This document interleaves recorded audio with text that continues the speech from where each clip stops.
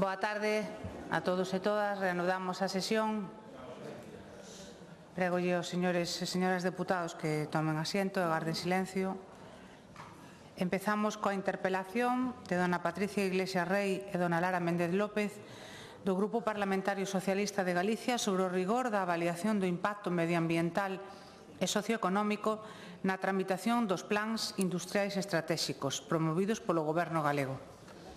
Para formular a interpelación, por tempo de 10 minutos, ten a palabra a señora Méndez.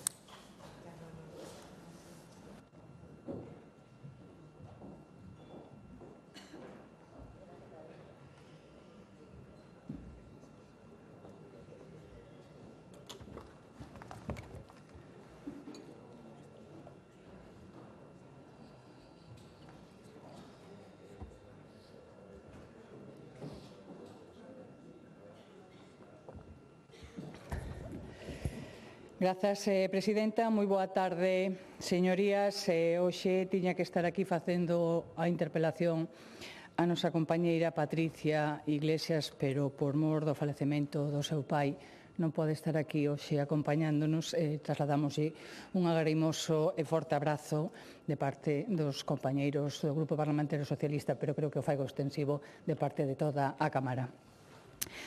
Señora conselleira, pois hoxe vimos aquí unha vez máis o Partido Socialista a interpelar sobre o que escoitamos nos sectores industriales, pero tamén nos concellos, nos sindicatos e incluso nos ámbitos de expertos e de expertas. Que está pasando cos proxectos industriales estratéxicos de Galicia? É unha pregunta que nos facemos todos. Pídolle que non bote balóns fora, que non bote a culpa ao goberno de Pedro Sánchez, porque supoño que o escoitaremos, ou os algarabías, algarabadas existentes que tamén agora son culpa de todo. Pídollo tamén por respeto a este Parlamento que asuma a súa responsabilidade como conselleira de Economía e Industria. En definitiva, pedímoslle un debate político riguroso, porque mentras vostedes e o Goberno galego venden un relato de impulso industrial, a realidade é ben teimuda. Todos os PIEs están parados. Todos os PIEs declarados pola Xunta, todos están en fase de alegacións, absolutamente todos. A Xunta leva anos instalándose no marketing industrial, declarando os PIEs para sair nunha rolda de prensa, para sacar esa fotografía e facer esa propaganda, pero non para tramitalos nin executalos. Incluso algúns deses hai case 4 anos, como Century, en As Pontes, do que só sabemos que hoxe se deslocalizou a Marrocos. E os feitos falan por si solos. Ningún PIEs conta coa tramitación avanzada, a web da Xunta nin siquiera está actualizada, non existen informes públicos de seguimento. Impulsa Galicia, a súa sociedade estrela, disolveuse este verán con nocturnidade e alevosía, sin un só proxecto estratéxico industrial tractor rematado. Chamada precisamente para promover os PIEs en Galicia. É dicir, fracaso absoluto. E aquí, señora conselleira, non pasa nada. A sustituta, a Sociedade de Recursos de Galicia, de momento ningún resultado. Seguimos esperando pola comercializadora pública de enerxía que ia rebaixar a luz de todos os galegos e as galegas. Pero o que fixo polo de agora é anunciar compra de activos de parques eólicos a multinacionais como Acciona, por 700 millóns de euros. Activos que ao mellor se poden convertir en pasivos. Sempre acoden a rescatar as empresas, señora Lorenzana. É o patrón común do Partido Popular. Este é o retrato dun goberno que vive de anunciar e non de facer. E mentras o goberno galego ten os PIEs paralizados. O verdadeiro impulso á industria sostible no país veu da mau do goberno progresista de Pedro Sánchez. E a Galicia séntalle ben o goberno progresista en Madrid, aínda que lles dea moita rabia isto. Pese a querer vender o falso relato do victimismo para confrontar por sistema, porque o que lle manda seu xefe de filas a punto Feijóo, ou incluso I punto Ayuso, que non sabemos moi ben xa quen manda ou quen dirixe dende Madrid a política de Galicia, porque vamos a ver feitos. Algúns exemplos industriais sostibles apoiados polo Goberno de España. Hidróxeno verde das Pontes, en Meirama, 30 millóns de euros. Bioenerxía de Norvento Lugo, 27,5 millóns de euros. Repotenciacións eólicas voluntarias, 57,7 millóns de euros do Goberno de España. Valle de hidróxeno no Porto da Coruña, 170 millóns de euros. A despensa galega de enerxía con máis de 100 millóns de euros para proxectos de bombeo e baterías que evitarán perder enerxía renovable. 24 millóns de euros para a fábrica pública da IA en saúde no CESGA, unha infraestructura estratégica para poñer a Galicia na vanguarda tecnolóxica. Estos son exemplos de feitos dos que carecemos aquí en Galicia, da aposta real pola política industrial no noso país, en consonancia co Pacto Industrial Verde Europeo. Ese pacto que o seu partido, señora conselleira, votou en contra en Bruselas, xuntándose e uníndose á extrema dereita, afastándose dese centro que predican e non practican.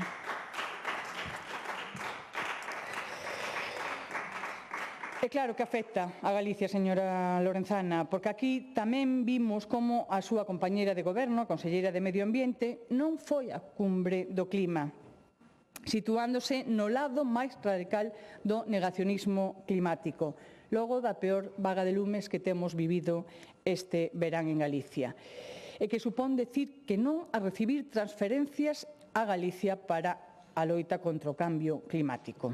Confrontación por sistema co Goberno de España. E mentras aquí, pois, caos eólico, inseguridade xurídica, paralización á industria galega. Se queremos industria, precisamos enerxía limpia, estable e con seguridade xurídica. Pois Galicia ten hoxe máis de 90 parques eólicos suspendidos polo Tribunal Superior de Xusticia de Galicia. Moitos por motivos medioambientales. E esa é responsabilidade exclusiva do Goberno do PP logo de 17 anos de goberno consecutivos. Ningunha sentencia do Tribunal Superior que se pronuncie sobre o principio de protección ambiental. Un plan eólico do ano 97 e un novo suspendido polo Targal. A ampliación da rede Natura metida nun caixón. O marco legislativo cun cambio de 14 hasta 14 veces en poucos anos. O Goberno galego do PP cree que se pode construir industria sobre un só de area.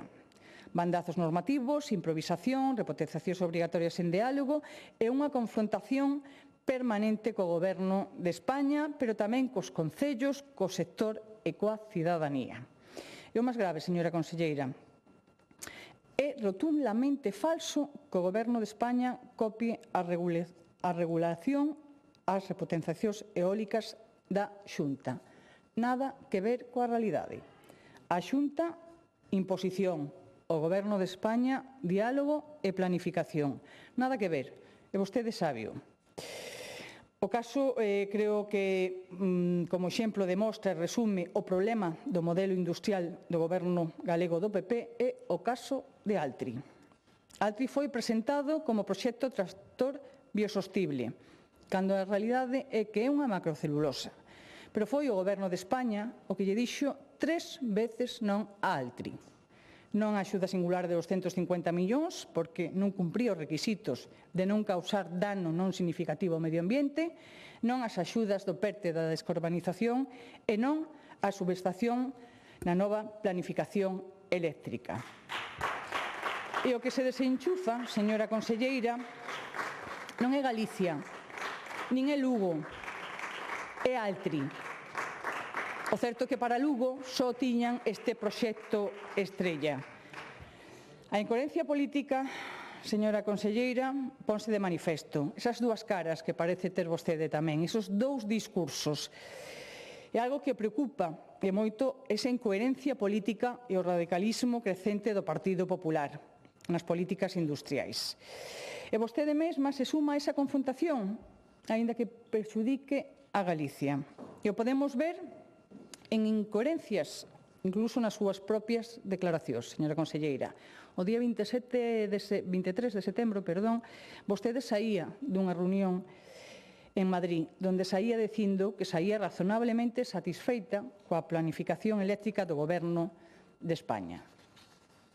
Estaba contenta e valoraba positivamente os esforzos das infraestructuras enerxéticas para poder enchufar as industrias para Galicia. 2 meses despois, imagino que chamada a capítulo por Feijóo, Ayuso, ambos, ou non se sabe moi ben que, pois o 25 de novembro vostede afirmou que esa mesma planificación era unha das maiores catástrofes e a peor herdanza do Goberno central. Con que conselleira nos quedamos? Coa que está satisfeita ou coa que é a maior catástrofe herdanza do Goberno central? A que colabora institucionalmente ou a que confronta? A que fala como conselleira ou a que fala co chaleco do Partido Popular, un Partido Popular radicalizado? Pero a súa contradición non é tampouco un episodio illado, forma parte desa deriva máis amplia do Partido Popular. O que votou en contra desa lei do cambio climático en Europa, o que votou en Europa da man da ultradereita, afastándose, como decía antes, dese centro moderado que cada vez practican menos. E vostede, señora conselleira, de que lado está? Do lado do informe Draghi ou do informe Letta, do Pacto Verde Industrial Europeo, da reindustrialización sostenible, da autonomía estratégica industrial, da economía verde para gañar competitividade, ou está ao lado de Orbán, Meloni e Abascal, os que boicotean os fondos europeos, os que negan o cambio climático, os que votan en contra da industria verde, os que queren unha Europa feble, contaminante e dependente? De que lado está, señora conselleira? Porque nós entendemos que ten que estar no lado que defenda unha política industrial moderna, europea e verde para Galicia. Ten que ir rematando, señora Méndez. Finalizo, presidenta. Señora conselleira, Galicia non merece esta parálisis nos PIEs, nin este caos, nin esta incoherencia. E nós, dende o Grupo Parlamentario Socialista, defendemos e queremos unha planificación industrial seria, enerxía limpa con seguridade xurídica, transparencia nos PIEs, rigor técnico e un goberno que non viva de anuncios, senón que viva de resultados. Moitas grazas.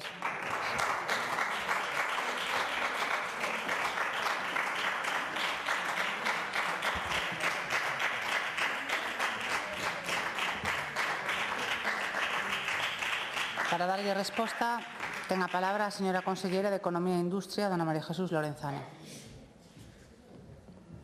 Salud.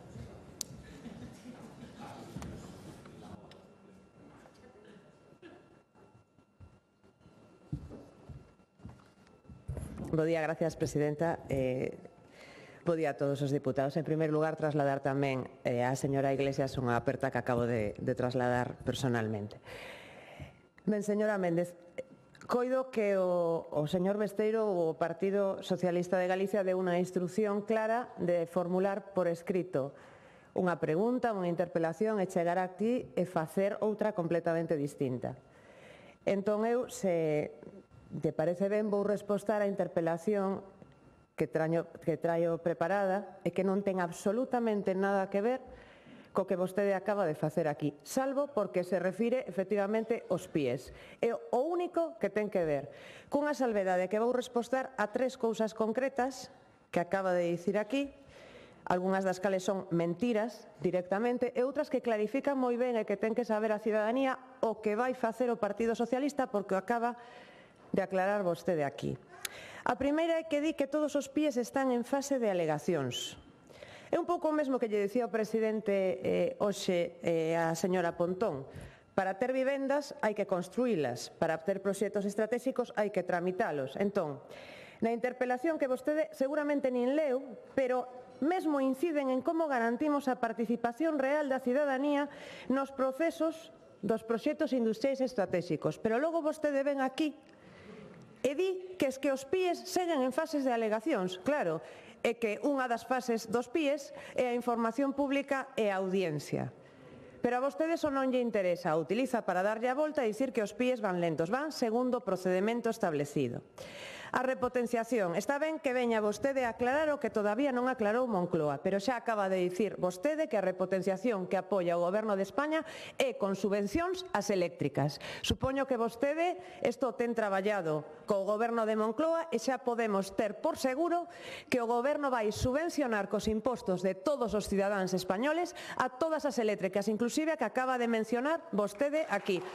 Está ben sabelo e, sobre todo, está ben que o saiban os cidadáns. Efectivamente, o Goberno da Xunta de Galicia obriga as eléctricas a que cos seus beneficios procedan a repotenciar parques, aforrando, por suposto, no impacto ambiental e aumentando a produción de enerxía eléctrica, costeado polas eléctricas. En cambio, o Partido Socialista quere que o paguemos todos os cidadáns. Xa me quedo con iso. Planificación. Sabe vostede cal é a diferencia entre as dúas declaracións que eu fixen? Que cambiaron as condicións da planificación, que cando eu estive no despacho do secretario de Estado non se sabían nin as inversións nin os detalles do que se iba a investir por parte do Goberno de España en Galicia. E resulta que cando coñecemos realmente cal é o contido de como vai ser a planificación eléctrica, non ten nada que ver co que se explicou no despacho. Por esa razón eu teño a obriga de defender a Galicia e de dicir que isto é unha tomadura de pelo. 13.200 millóns de euros dos que Galicia percibe un 2,7%. E vostede debería de estar francamente preocupada porque a súa provincia queda sen conexión eléctrica para calquera mediano ou gran proxecto. E isto é así, e non é o nome desa empresa. Isto é así, e vostede co señor Besteiro está condenando a Lugo a desindustrialización durante a próxima década. Está aí tan tranquila mirando para o papel, porque nin sequera é capaz de mirarme cando lle estou falando.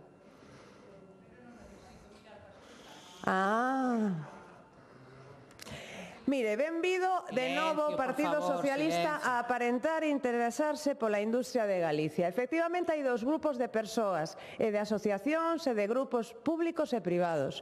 Os que estamos loitando porque poida existir un desenvolvemento industrial en Galicia, e logo está outro no que está, desgraciadamente, o Partido Socialista, que é o grupo do bloqueo, do non, do facer demagoxia, do intentar facer que fan, pero ao final bloquear todos os proxectos, bloquear a enerxía eléctrica, promover co bloque nacionalista galego que se fagan plataformas, grupos de presión, promover recursos, falar da parálise eólica como se non tivesen nada que ver. Aí é onde está o Partido Socialista. Mira, a interpelación que vostede ou que o seu grupo formulou non tiña nada que ver co que vostede acaba de facer aquí.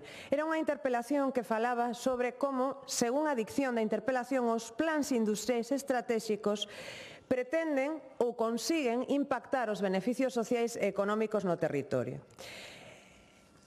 Da propia redacción da interpelación despréndense que nin sequera leen a normativa e confunden o que son os plans directores industriais cos proxectos estratéxicos.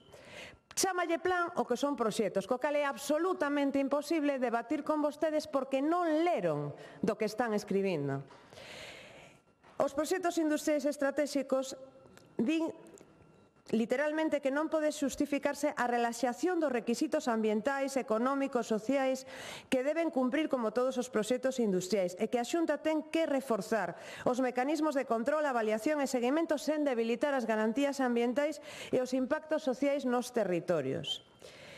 Desto deduzo que vostede non lee, porque se vostede cree, ou o seu grupo cree, que os proxectos industriais estratégicos menoscaban a legislación ambiental é que ou non entende nada ou o que pretende trasladar á poboación unha serie de medos ou de inquedanzas que non son certas, porque a tramitación dun proxecto industrial estratégico remite escrupulosamente a legislación ambiental e a legislación sectorial.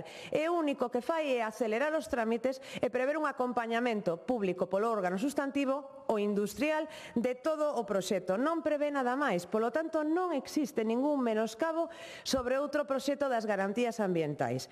Co cal vostede comprenderá que eu entenda ou que non leron a norma ou que non a entenderon ou que están tratando de enganar a cidadanía e non sei cal das tres opcións é mellor. Van máis alá e nas súas preguntas sinalan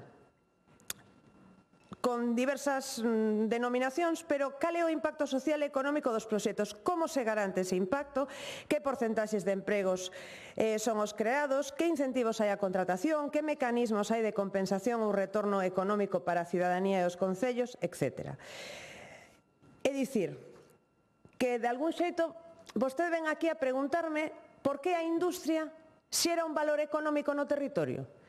Esta interpelación vai de que eu lle explique o valor que ten a industria, o valor que ten respecto das contratacións, o valor que ten respecto do movemento en servicios, en hostelería, en comercio local, en proveedores, en colaboradores, en empresas que se instalan a raíz dunha empresa tractora, porque iso é o que produce un proxecto industrial estratégico. E como o garantimos? O garantimos avaliando o investimento que ten o proxecto, o sector concreto de que se trata e como se relaciona coa industria onde se coloca o proxecto, o investimento. Todo iso é o que se avalía respecto dun proxecto industrial estratégico e, por suposto, tamén o carácter territorial, que supere o local e que de algún xeito poida producir todo isto. Por iso, implícitamente, realmente o que vostede está facendo aquí é unha pregunta política. Que é o que leva facendo a súa formación durante todo este tempo? Unha pregunta que non espera realmente, porque non hai dúbida detrás de isto. O que quere é apoiar a corrente negacionista e confundir a poboación. Iso é o que fai o Partido Socialista. É clarísimo que vostede ten meridianamente claro o impacto que produce un proxecto industrial estratégico. Quizáis por iso, cando chega aquí, nin sequera é capaz de soster a interpelación que fixeron por escrito e se dedica a falar aquí de todo, dende a planificación eléctrica ata unha serie de cousas que nada teñen que ver en concreto co que plantexaron neste momento. É curioso que, ademais, na interpelación falen de beneficios económicos e sociais, cando nós trouxemos a este Parlamento unha lei de promoción dos beneficios sociais e económicos dos proxectos que aproveitan recursos naturais en Galicia. E que votou o seu grupo parlamentario? Que votou vostede? Pois votaron en contra de que se exixa aos proxectos a mellora das condicións de vida das zonas situadas no ámbito de influencia dos proxectos, que di a lei literalmente, votaron en contra de que se lle exixa aos proxectos un reinvestimento dos beneficios obtivos, votaron en contra de todo iso, e así podería seguir. Pero, sen embargo, agora nunha interpelación por escrito sinalan como garante a Xunta que efectivamente eses impactos volven ao territorio. E mestura todo, e mestura Impulsa con RDG. Vostede realmente cree que RDG é a sucesora de Impulsa? Chegan en diversas iniciativas a dicir que eu son a presidenta de RDG, cando se lle dixo moitas veces a señora Iglesias que eu non presido RDG.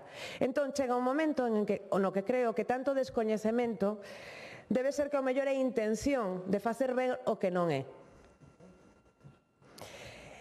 Vou aclarar unha vez máis que eu non son a presidenta de RDG e que RDG non ten nada que ver con Impulsa, son dous sociedades diferentes. Pero, en fin, realmente é gracioso que agora estén tan interesados sobre o papel nos beneficios sociais e económicos, pero cando cheguen aquí a defender esa suposta interpelación nin sequera son capaces de argumentar aquilo que puxeron por escrito. E o que fan é unha ceremonia de confusión mesturando conceptos, sociedades, políticas, a enerxía, os proxectos industriais estratégicos, a rede de transportes, lecturas a medias de determinadas declaracións para desta maneira continuar facendo demagoxia debaixo que hai nada. Non sabemos todavía o que quere facer o Partido Socialista máis que apoiar o Bloque Nacionalista Galego no bloqueo dos proxectos industriais. Eso sí, hoxe sabemos unha cousa moi importante. O Partido Socialista quere subvencionar as eléctricas porque ten medo que non lle cheguen os seus beneficios para repotenciar os parques eólicos, que levan máis de 25 anos funcionando e que, polo tanto, están absolutamente amortizados. Pero vostedes queren destinar os impostos de todos os españois a financiar as eléctricas. Por desgracia, con isto teño que quedarme, señora Méndez, a ver se me aclara vostede un pouco máis de como vai ser esa repotenciación que vai facer o goberno de Pedro Sánchez. Nada máis, moitas gracias. Moitas gracias.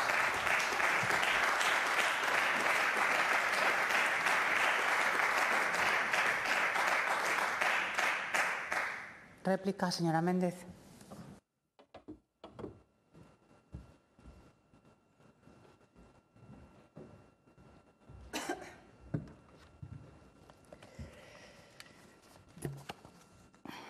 A ver, señora conselleira, eu pensei que viñamos nos aquí como oposición a interpelala e a pedirlle respostas e explicacións ao Goberno da Xunta de Galicia. Resulta que aquí ten que vir o Partido Socialista a darlle respostas do Goberno de España, porque acabou vostede a súa intervención formulándonos esa pregunta. E mire, outra cousiña, non necesito mirala para escoitala, porque poido estar escribindo, escoitar a vez, e seguíndolle, pois de preto, toda a intervención súa, que, por certo, non me valeu de moito, teño que dicirlle, porque non aclarou vostede absolutamente nada.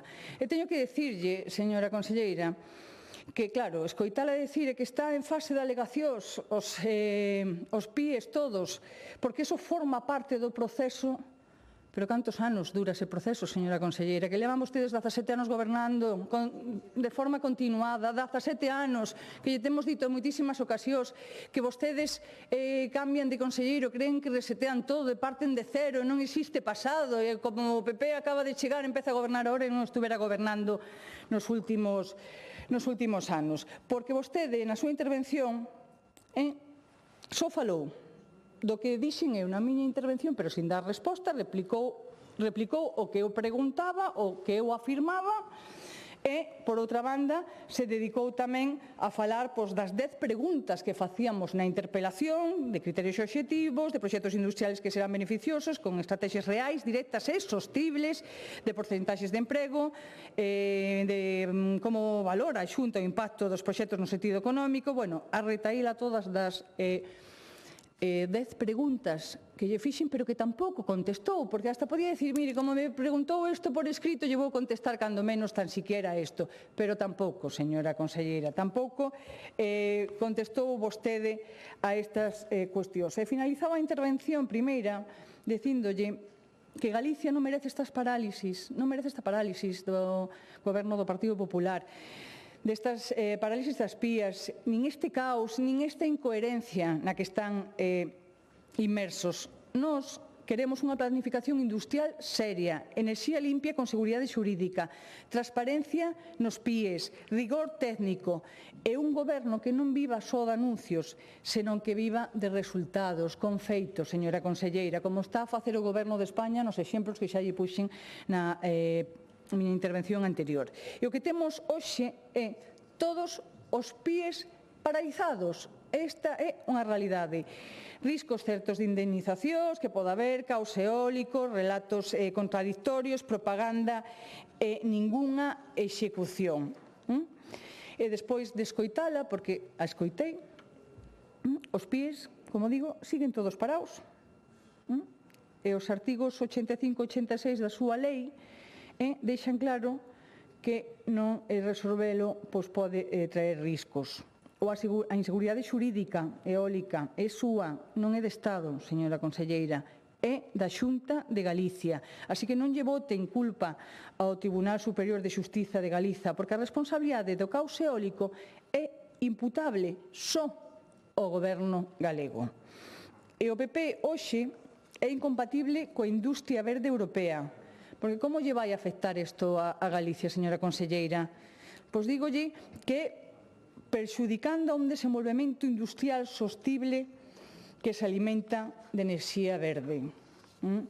En este momento onde deberíamos estar todos implicados con este cambio de modelo industrial, aproveitando os fondos europeos que veñen para este fin, modernizando con proxectos tractores que si desenvolvan o territorio. A incoherencia do seu discurso xera incerteza, conselleira, e non llo dice o Grupo Parlamentario Socialista, llo está dicindo o Tribunal Superior de Xustiza de Galiza, que xera incerteza. E o caso de Altri é o exemplo perfecto. Vostede e o señor Rueda vendíano como tractor e como bio, pero foi o Goberno de España, reitero, que lle dixo hasta 3 veces que non, con rigor técnico. E agora teñen o balón enriba do seu tellado, conselleira. E hoxe pola mañá o presidente da Xunta non foi quen de responder que ten pensado facer con Altri. Agachouno, como agachou todo o proxecto, como agachou o compromiso e o pacto que ten con Altri, porque a competencia en política industrial é exclusiva do Goberno galego. Así que gobernen, tomen decisións, porque mentras vostedes confrontan, o Estado inviste en Galicia e aposta polo almacenamento enerxético, pola fábrica da IA en saúde, aposta polo hidróxeno, polo metanol verde, pola innovación, por portos sostibles, por tecnoloxía. E Galicia non está desenchufada porque Altri non veña para Lugo. E Lugo menos está desenchufada por non querer Altri ali.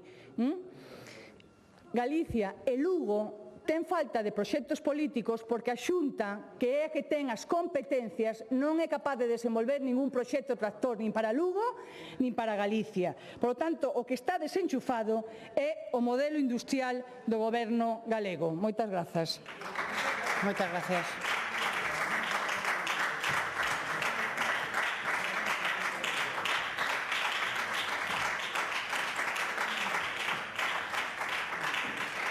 Para dar resposta, ten novamente a palabra a señora conselleira de Economía e Industria.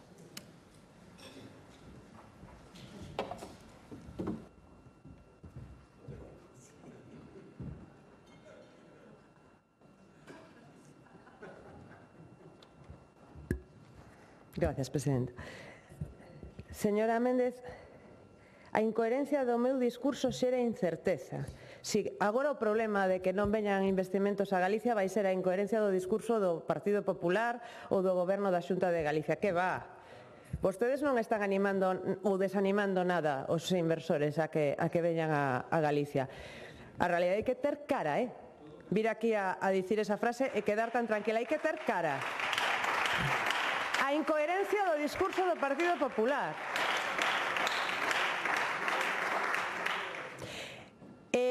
Ao parecer, nos votamos a culpa ao Tribunal Superior de Xustiza pola parálise eólica. Está vostede moi confundida. Para que exista unha sentenza ten que haber un recurso. Quen anima os recurrentes? Quen xera esas plataformas? Xa non vou entrar niso.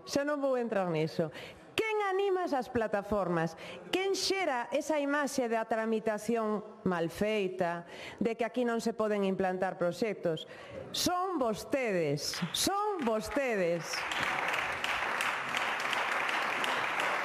E a incoherencia do Goberno do Partido Popular.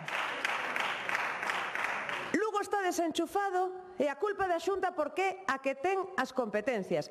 Agora ten a Xunta de Galicia as competencias en materia da rede de transporte eléctrico. Vostede sabe o que acaba de dicir aquí. Non hai potencia eléctrica en todo o centro e zona limítrofe de Lugo con Coruña para instalar ningunha industria. E perdeuse a oportunidade en probablemente 10 anos de poder ter unha subestación. E perdeuse porque o seu xefe de filas insistiu de maneira vehemente o Goberno Central en que non existise conexión eléctrica en Lugo. E iso é así. E son vostedes os autores materiais do ocurrido na planificación eléctrica en Lugo. Non reclamen investimentos para Lugo, non poden vir. Están desaparecidos do que pode ofertar a oficina económica. Cada vez que ven un inversor actualmente, xa non podemos ofrecer Lugo, porque non se pode conectar o proxecto e non existe ningunha posibilidade porque non está incluído na planificación, está trasladado verbalmente polo secretario de Estado a mí mesma que non hai absolutamente ningunha intención de darlle conexión de transporte a Lugo. Punto. Isto é competencia da Xunta de Galicia. En fin. Quere falar do Goberno Central e de que ao parecer o Goberno Central o está facendo fenomenal en materia industrial. Pois o Goberno Central ten aprobado o Consello de Ministros un anteproxecto de lei de industria onde califica proxecto industrial estratégico como proxecto cun volumen de investimento relevante en términos nacionais ou, no seu defecto, relevante en relación co tamaño da economía do conxunto das provincias onde se realiza o investimento. Entón, parece ser que a figura que está absolutamente regulada cuns requisitos moi precisos e que ademais non valora só a Xunta de Galicia, dende o punto de vista económico fan as cámaras de comercio. Eso non vale, que en cambio o Goberno Central sí que o está facendo ben, copia a figura, pero os termos son os que lle acabo de dicir, nin limiares de investimento, nin niveles de emprego creado, nin sectores, nin viabilidade técnico-económica, nada. Incluso a esa comunidade autónoma que vostede di que ten as competencias exclusivas en materia de industria, deixale ali, se quere, un informe, creo que son 7 días os que lle dá, e se non, considera que o informe é favorable. Isto que ten en conta as competencias exclusivas o goberno de Pedro Sánchez. Seguramente isto vai rápido. Por exemplo, este proxecto de lei leva 35 ampliacións do prazo de enmendas porque non son capaces de tramitar esta lei. Isto sí que vai rápido. Aquí sí que hai que copiar o goberno de España. Entón, eu con que me quedo?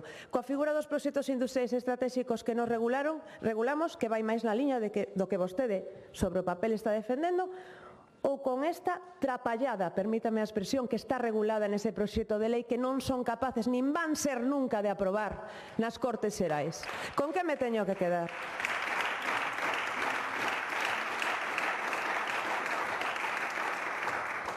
E con que me teño que quedar? Co Partido Socialista, que solicita por escrito nunha interpelación que se valoren os beneficios sociais e económicos dos proxectos, ou co Partido Socialista, que vota en contra da Lei de Beneficios Sociais. Vostedes acaban de presentar unha PNL sobre os parques de Greco e de Varo, firmada por vostede mesmas e pola señora Iglesias, onde chegan a afirmar que os descontos nas facturas eléctricas, a participación financeira dos veciños ou a creación de emprego local non teñen un impacto claramente acreditado no benestar colectivo.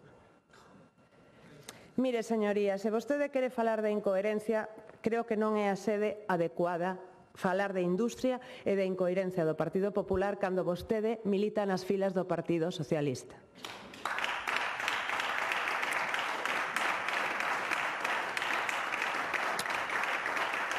É unha auténtica pena o que está facendo o Partido Socialista. E vostedes, eu creo que están tan metidos nesta postura, levan tanto tempo nesta postura que non son capaces xa de salir dela. E así lles vai. É evidente, vostedes o saben, que isto non ten ningún sentido. É evidente que o que están facendo vai levar por diante todo o territorio que vostedes defendan e aprobe a súa provincia. Sigan así. Nos, dende logo, coas outras provincias coas que teñen conexión eléctrica, imos tratar de traer proxectos tractores. E velen vostedes pola súa provincia en Madrid a ver o que conseguen. Nos non temos conseguido nada. Máis nada, moitas grazas. Moitas gracias.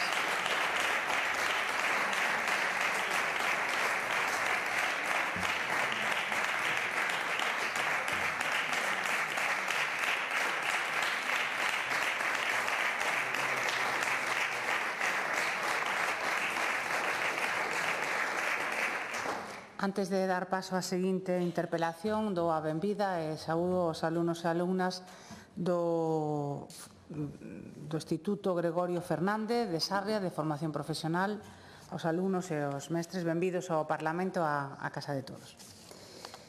Continuamos coa seguinte interpelación do señor Bará e dous deputados máis do Grupo Parlamentario do Bloque Nacionalista Galego sobre as valoracións e declaracións que está a facer o Goberno galego verbo das resolucións do Tribunal Superior de Xustiza de Galicia relacionadas co sector eólico.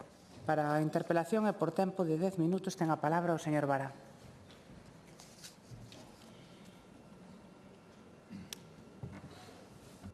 Grazas, presidenta. A nosa benvida tamén aos estudantes, as estudantes de Sarria que nos acompañan hoxe neste pleno. Señora Vázquez, queremos con esta interpelación facerles unha petición, en serio. Deixen de acosar, deixen de atacar e deixen de coaccionar o Tribunal Superior de Xustiza de Galiza. Porque xa chegaron moi lonxe. É realmente moi grave o que están a facer con esas declaracións incendiarias, con esas declaracións irresponsáveis e ademais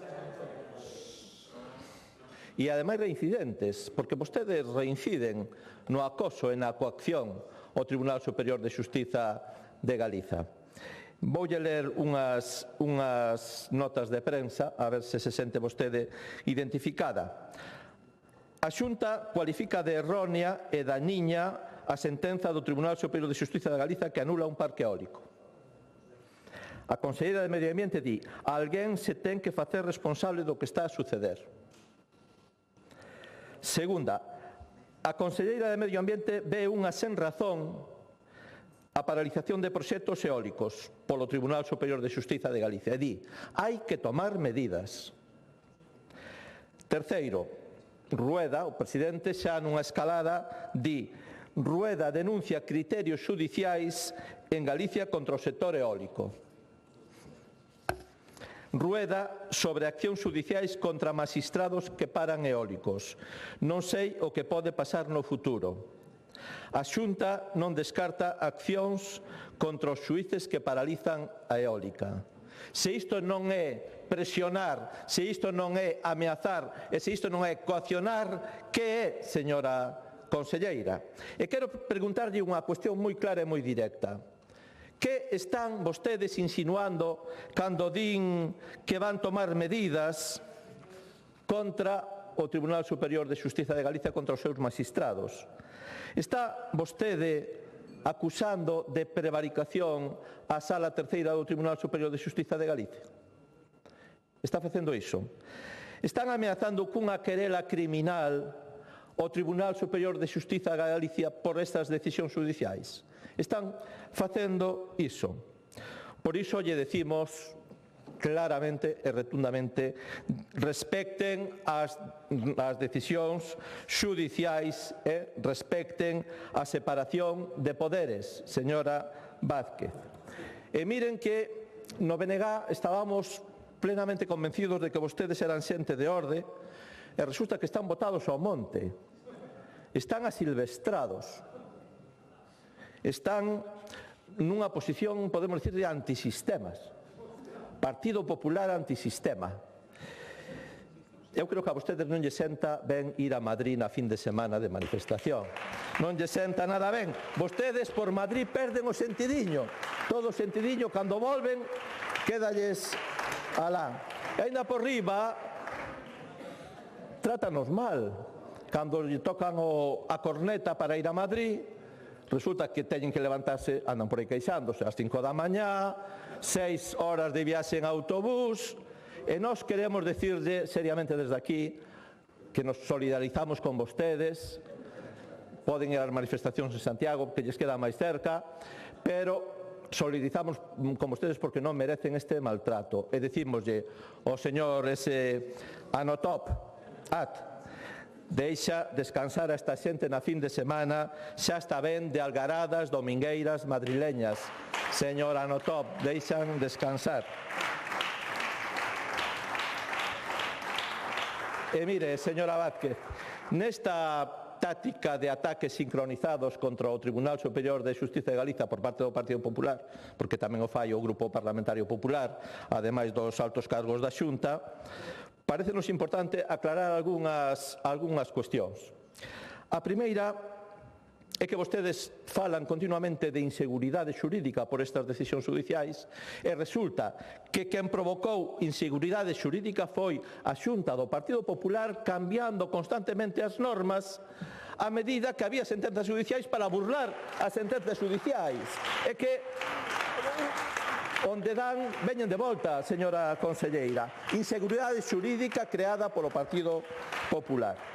Vostedes falan de parálise eólica cando a maior paralización eólica na historia deste país foi provocada polo goberno do Partido Popular, cando anulou por sectarismo e polo que había detrás tamén de apoio ao país e aos sectores productivos o concurso eólico do bipartito, que foi declarada esa anulación ilegal despois polos tribunais de xustiza, e vostedes adxudicaron un novo plan sectorial, un novo concurso no ano 2010 e resulta que estiveron 8 anos, 2010-2018, sen instalar un só megavatio. Iso foi a paralización do Partido Popular gobernando en Galiza e en Madrid, a que paralizou. E despois veu o que veu, a avalancha, a rapañota, coas consecuencias que estamos vendo e co rexeitamento masivo da cidadanía. Esa é a realidade.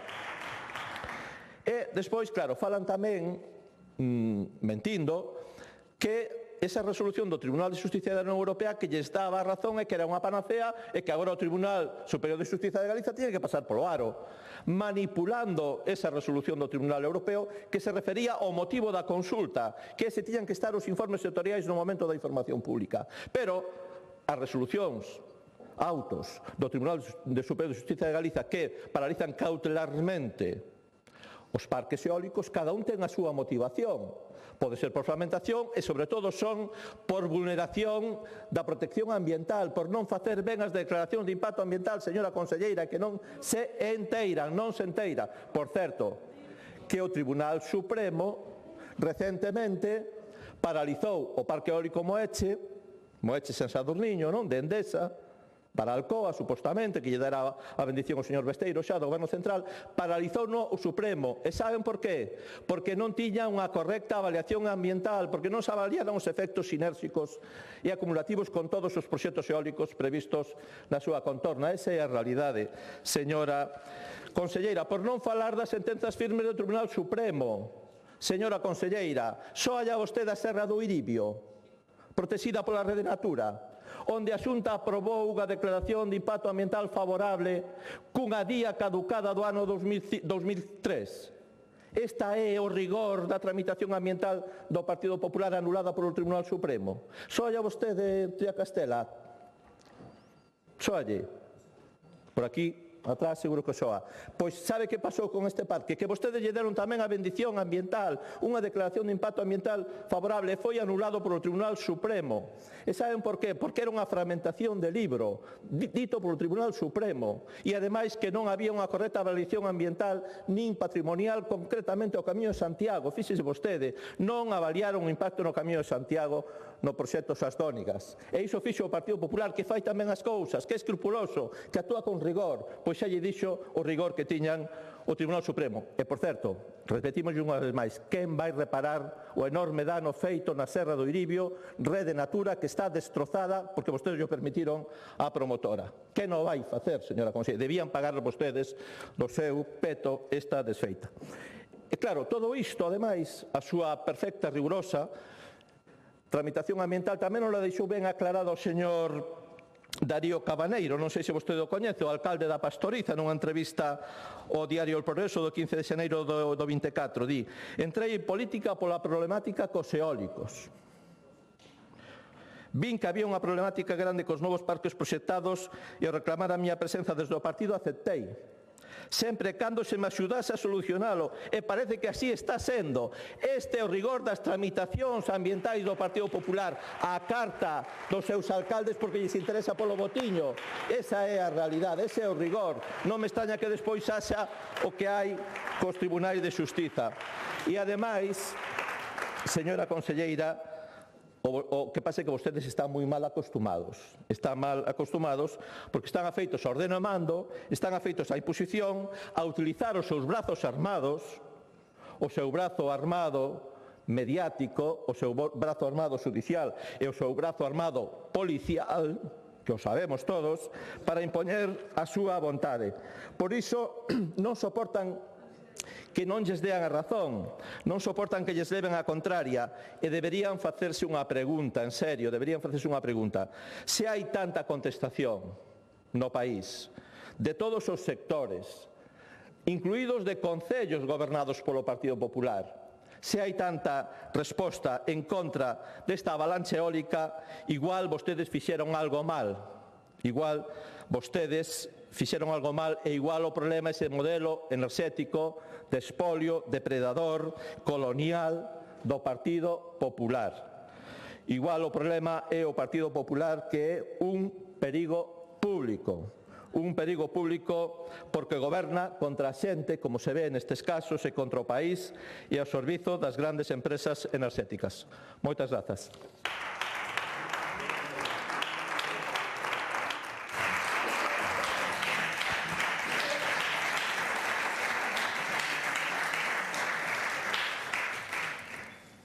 Moitas gracias. Ten agora a palabra a señora conselleira de Medio Ambiente e Cambio Climático, dona Ángeles Vázquez Mejo.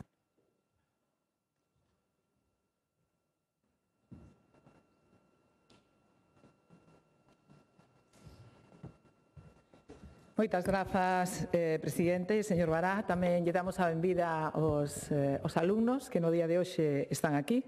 Boa tarde a todos e a todas. Vexo, señor Bará, que o seu dicionario vai avanzando, pero eu creo que se está pasando un pouco de voltas. Eu diríalle, non confunda a xente, e sobre todo non confunda as sentencias dos parques estatais que dos parques autonómicos. Hai parques estatais, efectivamente, que fan mal a declaración de impacto ambiental, non atopará vostede ningún autonómico que vaya nesa línea. Non atopará vostede ningunha sentencia nin ningún auto. Por lo tanto, deixen de confundir os demais de 50 megavatios. A tramitación é estatal, que non é autonómica. Dito isto, o que estou vendo é que vostede recurre unha e mil veces a ver si cala algunha mensaxe. Si alguén autorizou un parque en Rede Natura, foron vostedes no bipartito, porque o Partido Popular o que fixo foi prohibir a instalación de parques en Rede Natura, señor Bará. Esa é a auténtica realidade.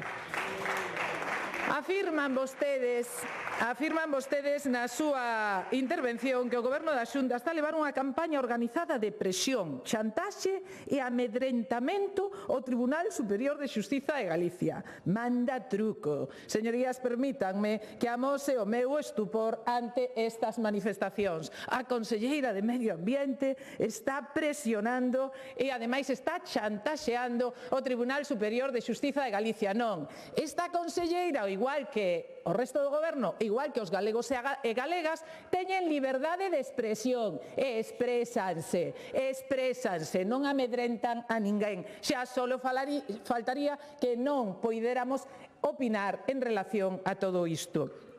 E, ademais, opinamos con base xurídica, non opinamos como fan vostedes dende o que é a algarada en sí.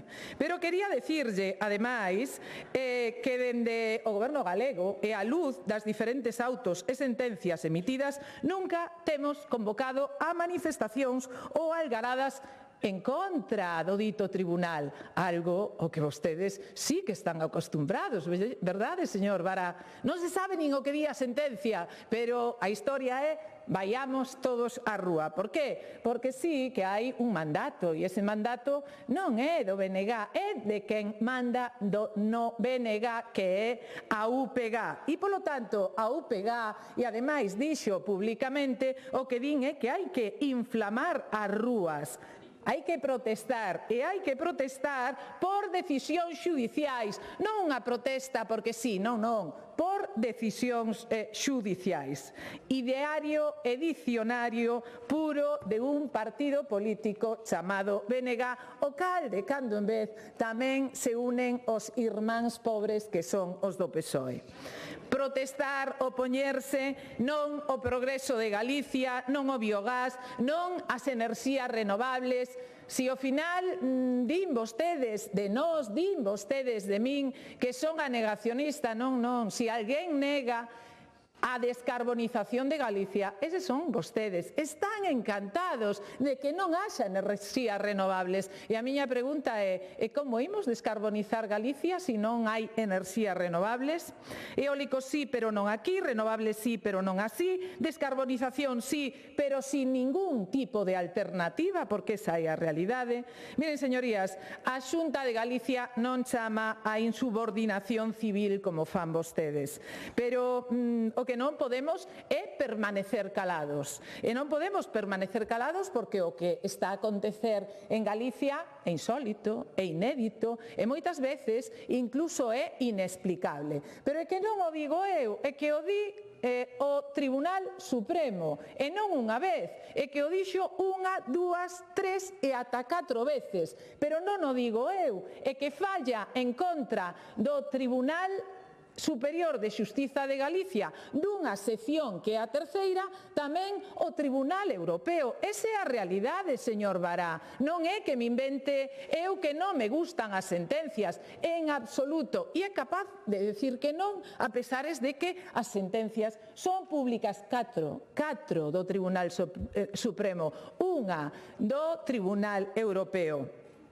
Respetamos, señor Bará, señores do BNG, as decisións dos tribunais, pero temos liberdade de expresión e, polo tanto, dicimos que hai algo que non nos cadra, hai algo que falla. E creen vostedes que os técnicos da Xunta de Galicia, que son funcionarios, igual que pode ser funcionario un médico ou pode ser funcionario un mestre, lles mola facer informes para que haxa alguén que de xeito reiterado lles diga que están indo pola vía incorrecta? Eu creo que non, verdade? Eu creo que non. Polo tanto, si é certo que digo e repito que hai que tomar medidas, pero as medidas non son coller e saír á rúa en contra de unha decisión, moitas veces non teñen nin siquiera a sentencia. Dito todo isto, a situación estános levando pois a un caos, e é un caos desde o punto de vista medioambiental, e cando digo que alguén se ten que responsabilizar é porque estamos emitindo 2,5 millóns de toneladas de CO2 ao medio ambiente dende hai 3 anos que non tiñamos que telas emitidas por certas decisións que ao final están facendo a parálise de enerxías renovables. Pero non só iso, senón que, aparte, estánse deixando de crear 2.750 empregos anuais e unha inversión de 6.300 millóns de euros. Esa é a realidade e a visión medioambiental e integral, e dende o punto de vista medioambiental, social, pero tamén económico. E dito isto, a propia Unión Europea di que as enerxías renovables teñen que materializarse e, polo tanto, son de interés público superior, algo do cal se esqueceu a sección terceira do Tribunal Superior de Xustiza de Galicia. E así é imposible seguir unha folla de ruta, e crédeme que o imos intentar. E ímolo intentar porque Galicia ten que ser neutra climáticamente falando no ano 2040. E algúns encantaríalle seguir con ese dicionario e dicindo que hai unha bancada que son os negacionistas. Se alguén lle están negando a transición ecolóxica xusta a Galicia, son vostedes ou polo menos eso é o que están intentando. O que ocorre en Galicia efectivamente non ten parangón nin co resto de Europa nin co resto das comunidades autónomas. E claro que falo de seguridade xurídica que deron as sentencias do Tribunal Supremo e o Tribunal Europeo. E as empresas teñen que saber que teñen seguridade xurídica, pero ao mesmo tempo teñen que saber das súas obrigas que en Galicia son superiores ao resto das comunidades autónomas.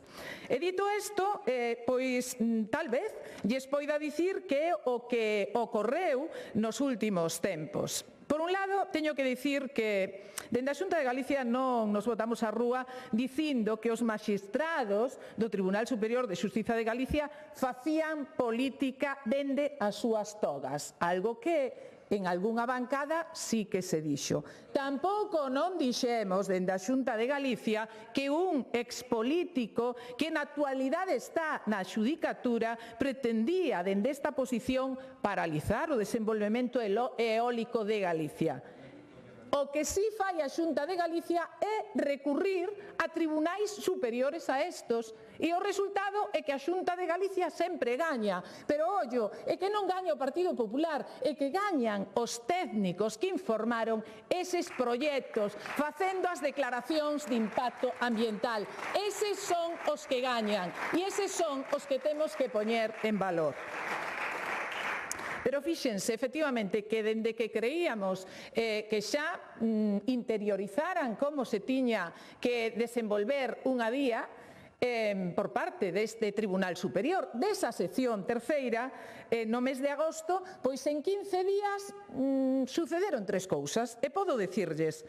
O primeiro, un auto, e fíxense, no que se establece que parques e liñas poden tramitarse por separado, porque claro, non tería moito sentido, verdad? Encher todo Galicia de tendidos eléctricos como se ve que queren facer vostedes. Este auto conta con un voto particular de un magistrado que di non estar de acordo. Estamos falando de auto Tribunal Superior de Xustiza de Galicia, sección terceira. En pouco máis de unha semana resulta que a sección terceira dita unha sentencia, a mesma sección, na que establece que parques e liñas teñen que tramitarse conxuntamente. Oye, o que decía o Supremo fai casi que un ano nunha das súas sentencias. Sentencia que non aparece este magistrado, non poñan caras raras, e que lle lo estou dicindo aquí claramente, e comprenderán que aquí non veño a mentir.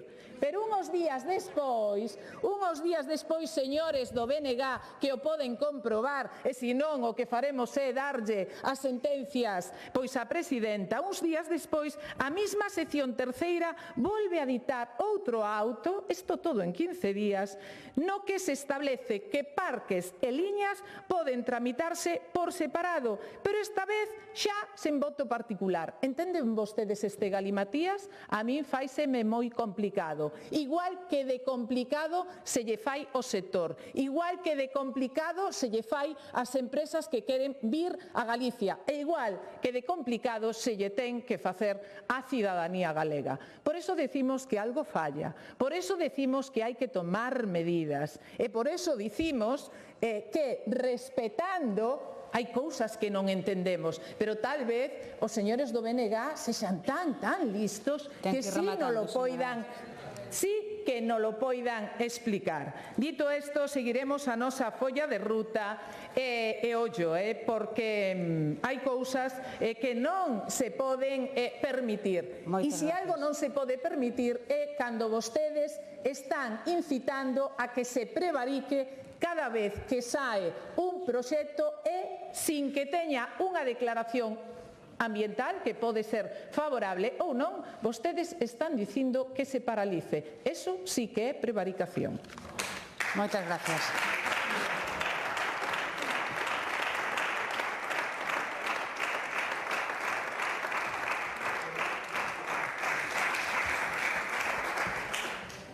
Rolda de réplica, señor Vara.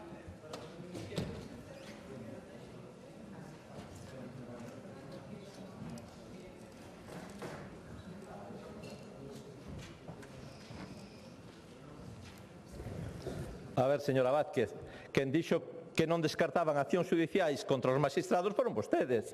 Se iso non é ameazar, como lle chaman vostedes a isto? E mira outra cousa. Sobre esta famosa consigna de inflamar as rúas da UPG, fíxese que éxito tivo esta consigna que ate acolleu para sí o señor Feijóo, que se dedica agora a inflamar as rúas en Madrid, e vostedes van ali como borreguillos, non a acompañar o Partido Popular madrileños, a inflamar as rúas madrileñas.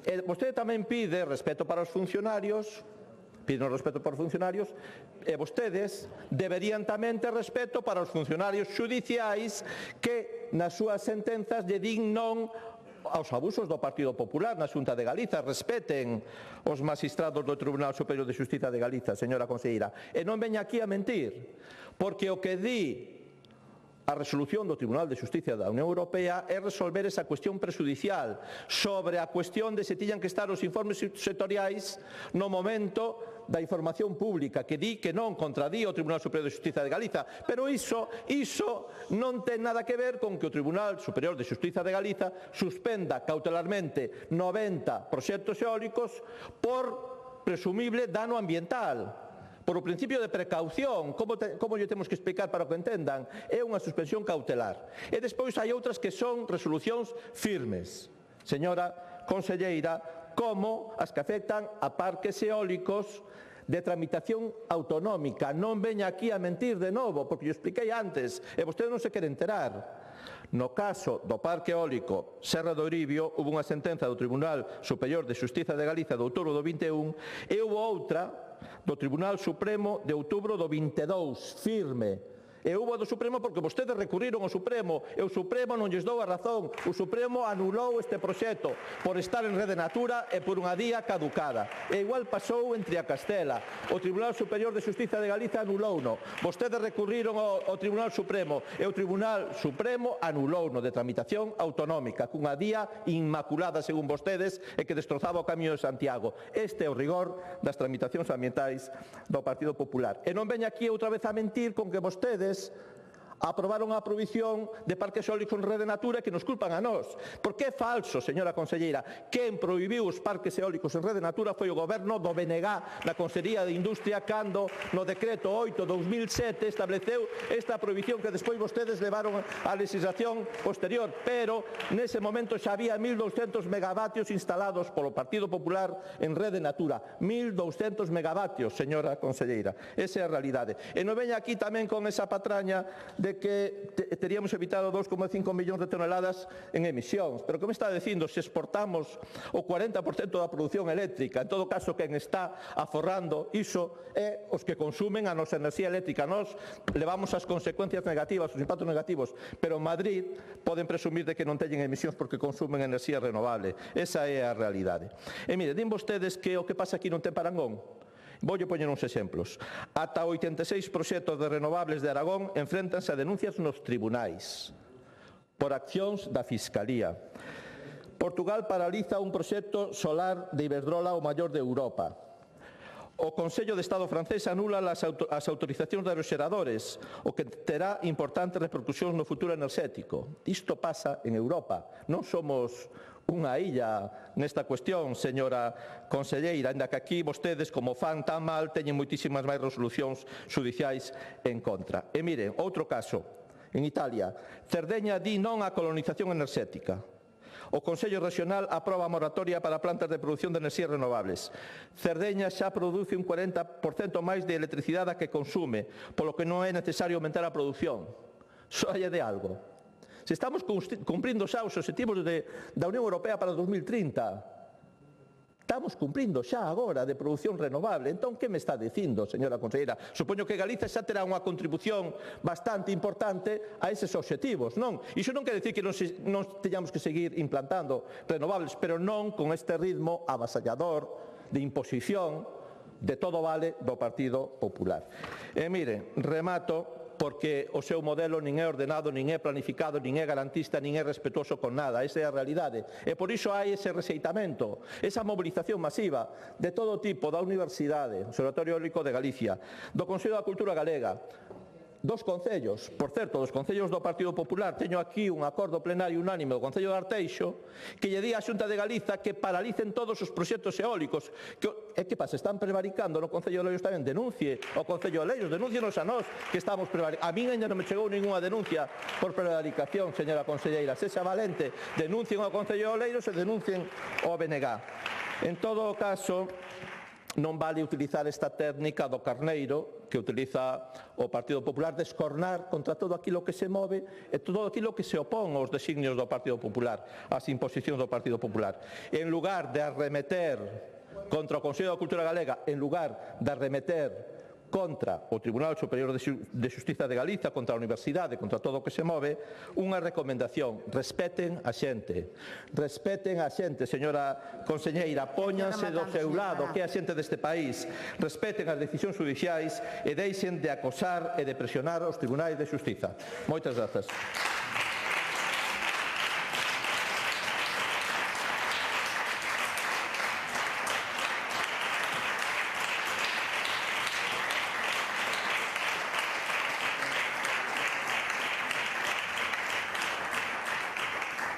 Ten novamente a palabra a señora conselleira.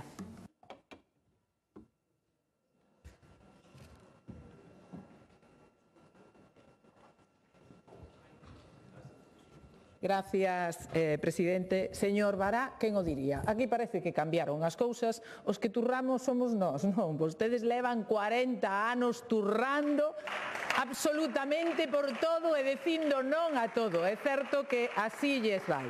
Por outro lado, a min hoxe quedoume claro que vostedes antes falaban de descarbonización, agora dinos que xa estamos cumplindo os obxectivos da Unión Europea e, polo tanto, que paremos porque somos uns asoballadores que queremos seguir descarbonizando e queremos seguir cuidando o medio ambiente. Eso é o que quixo decir vostede, señor Bará. Isto sí que é inédito e inaudito, igual que está ocurrindo coa sección terceira do Tribunal Superior de Xustiza de Galicia. Pero mire, cando fala de manifestacións, o Partido Popular non fixo unha manifestación en contra dunha decisión dun tribunal, dunha sentencia que aínda non se coñece. Pero vostedes, sí, vostedes, eso é o que fan.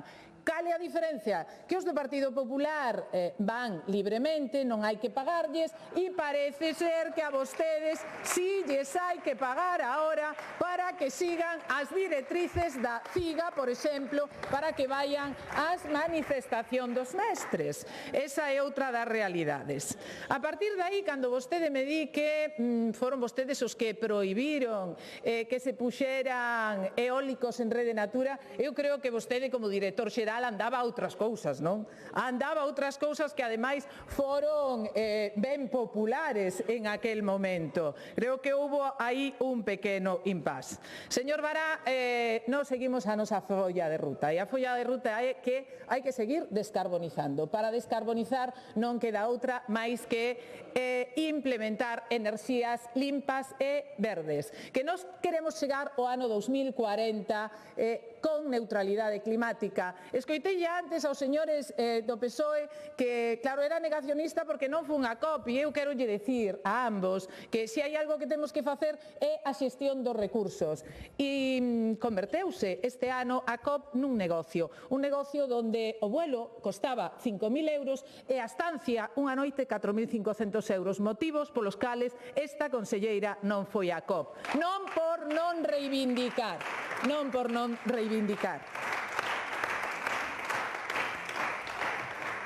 Polo tanto, hai varias cousas. Por un lado está BNG, a Rúa, nós temos o noso modelo. É certo que non é o seu modelo, señor Bará, porque eu xa non sei cal é o modelo do BNG, porque din unha cousa e son capaces de dicir a contraria. Vostede di que ameazamos o Tribunal Superior de Xustiza de Galicia.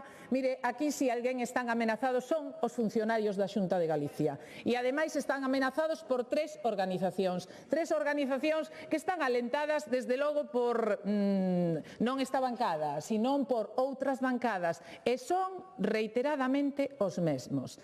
E por outro lado teñen seguridade, primeiro porque fan o seu traballo conforme a lei, esa é a realidade, e a partir de aí doulles a razón por cuarta vez consecutiva o Supremo, e por unha vez, a única, e ademais de xeito tamén inédito, cando o Tribunal Superior de Xustiza de Galicia decidiu recurrir ao Tribunal Europeo. E unha vez máis volveron a darlle a razón aos funcionarios da Xunta de Galicia. Funcionarios que non teñen ideoloxía, que eu sepa non levan aquí ni PP, nin BNG, nin PSOE. É xente normal, que cando sae de traballar fai o que lle dá a gana, e cando está traballando cumple estritamente a lei.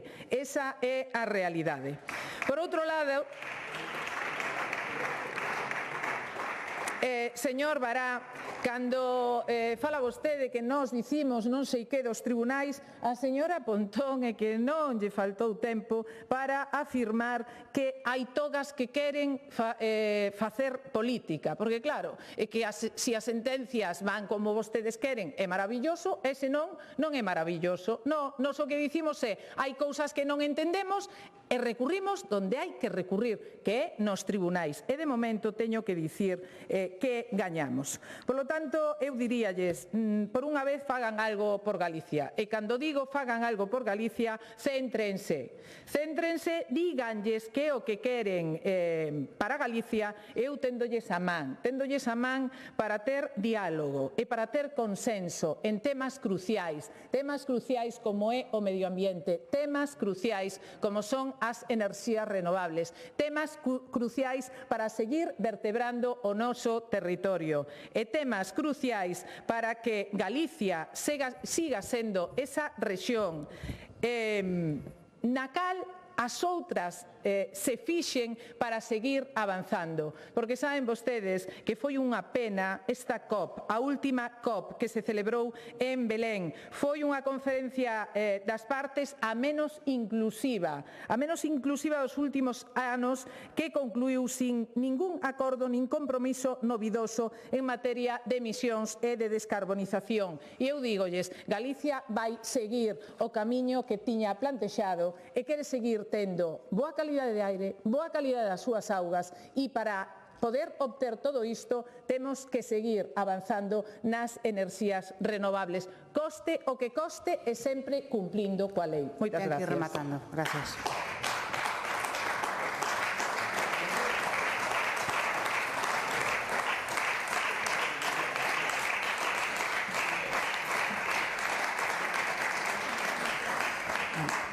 A continuación, comunícolles o aprazamento da pregunta do Grupo Parlamentario Socialista de Galicia que figuraba na orde do día.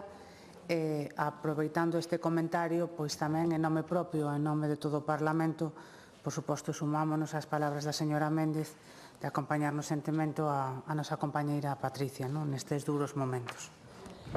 Pasamos entón á seguinte pregunta do Goberno, que é da señora Méndez, do Grupo Parlamentario Socialista de Galicia, sobre a capacidade orzamentaria dos concellos galegos ante o progresivo aumento das súas competencias. Para formular a pregunta, ten a palabra a señora Méndez. Grazas, presidenta. Moi boa tarde, conselleiro. Os concellos galegos, os 313, están tremendamente preocupados e, o que é peor, tremendamente asfixiados polo incremento continuo de competencias, eso sí, sen recursos ningún, como pode ser a limpeza das franxas secundarias, baixo ameaza, tamén é certo, do señor Rueda de non cumplirse, lle farán unha retención do 30% do Fondo Local de Cooperación. E baixo paraguas de decretos, de leis ou a porta traseira da lei de acompañamento que lle siguen trasladando competencias impropias, pero sin dotalos de ningún recurso para eles. E preocupados tamén polo aumento dos costes dos servizos que non terían que estar levando a cabo desde o Concello, como pode ser o SAF, que sigue incrementando, e a Xunta de Galicia e o Partido Popular mirando para outro lado e asfixiando os concellos. E que fai a Xunta mentras? Pois, por unha banda, mantén conxelado o Fondo Local Base con 118.372.806 dende fai 17 anos que está conxelado, e con un pírrico aumento do Fondo Adicional de 30 millóns de euros.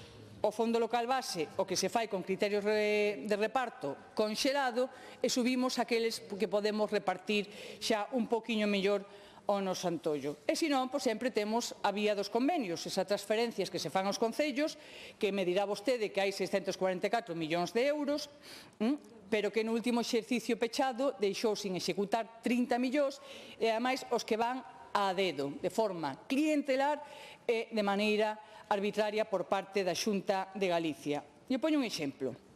Aguas de Galicia recauda dos concellos, maioritariamente dos concellos do Partido Socialista, casi podemos falar do preto do 70% dos ingresos do Partido Socialista, e reparte os concellos do PP nun 77% no ano 2023, no 24 nun 72,7%, e dende o 2023 ao 2025, 65 de 89 concellos están gobernados polo Partido Popular. Esa é a súa forma de calar vontades para aqueles alcaldes que son do Partido Popular e tamén protestan por esta falla de financiación por parte da Xunta de Galicia. Poderíamos poñer outros exemplos. A Axencia de Turismo, que se está convertindo en chequera particular da vicepresidenta do Parlamento galego, que lle dá o Ar de Lucus, por exemplo, 40.000 euros sendo festa de interés turístico internacional, e para a festa indiana 150.000 euros que deben de firmar un convenio. E vemos como outras administracións, como a Diputación da Coruña... Moitas gracias.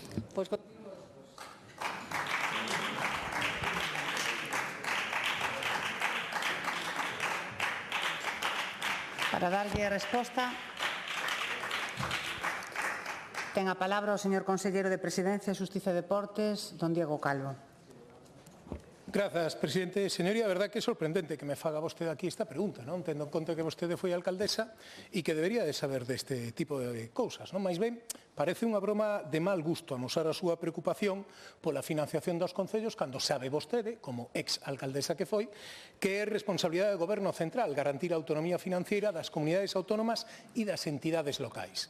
E levamos moitos anos sin facer absolutamente nada, señora Méndez. Mais aínda, sabe vostede que levamos reclamando un cambio no modelo de financiación para as comunidades e tamén para as entidades locais, pero o seu partido, é dicir, vostedes, non moven absolutamente ningunha ficha. E máis, moito máis despois de que o Goberno tentara branquear poñendo un sistema de financiación no que se priorizaba unhos territorios e intentaba enfrontalos con outros, porque aí xa non hai ciudadanos iguais, sino que aqueles territorios que se dedicaron a endeudarse van a sair beneficiados con respecto aos demais. Vostede seguro que non puido endeudarse o que quixera na época na que outros territorios que lle queren salvar a débeda para seguir gobernando o estaban facendo. Pero esas son as cousas do Partido Socialista, non? Ou a propia ministra de Facenda, que leva meses ignorando as peticións da Federación Española de municipios e provincias, iso sí, aquí enchense a boca coa FEGAM, pero do Estado non din absolutamente nada, con un novo modelo de financiación. E máis, lle levan pedido que deixen utilizar os remanentes que teñen os concellos, máis de 60.000 millóns de euros, pero o seu goberno, señora Méndez, non lle deixa utilizar os concellos os remanentes. E máis, para aprobar as entregas a conta, mira que non houbo que dar voltas.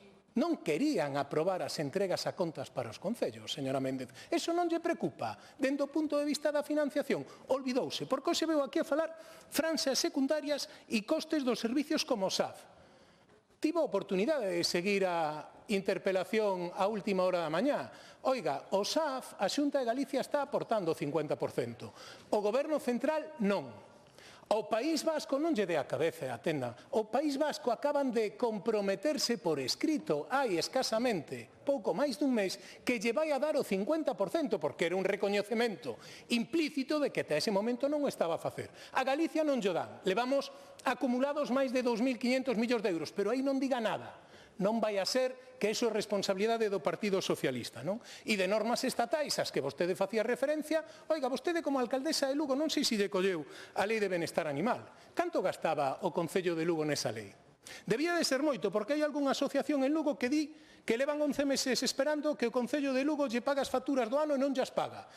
E se dedican solo ás colonias felinas. Débenlle non sei cantos miles de euros. Deso non din absolutamente nada. E como esas moitas máis.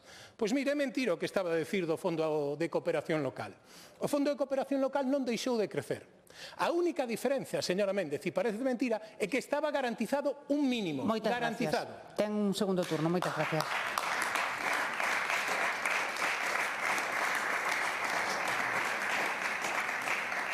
Réplica, señora Méndez.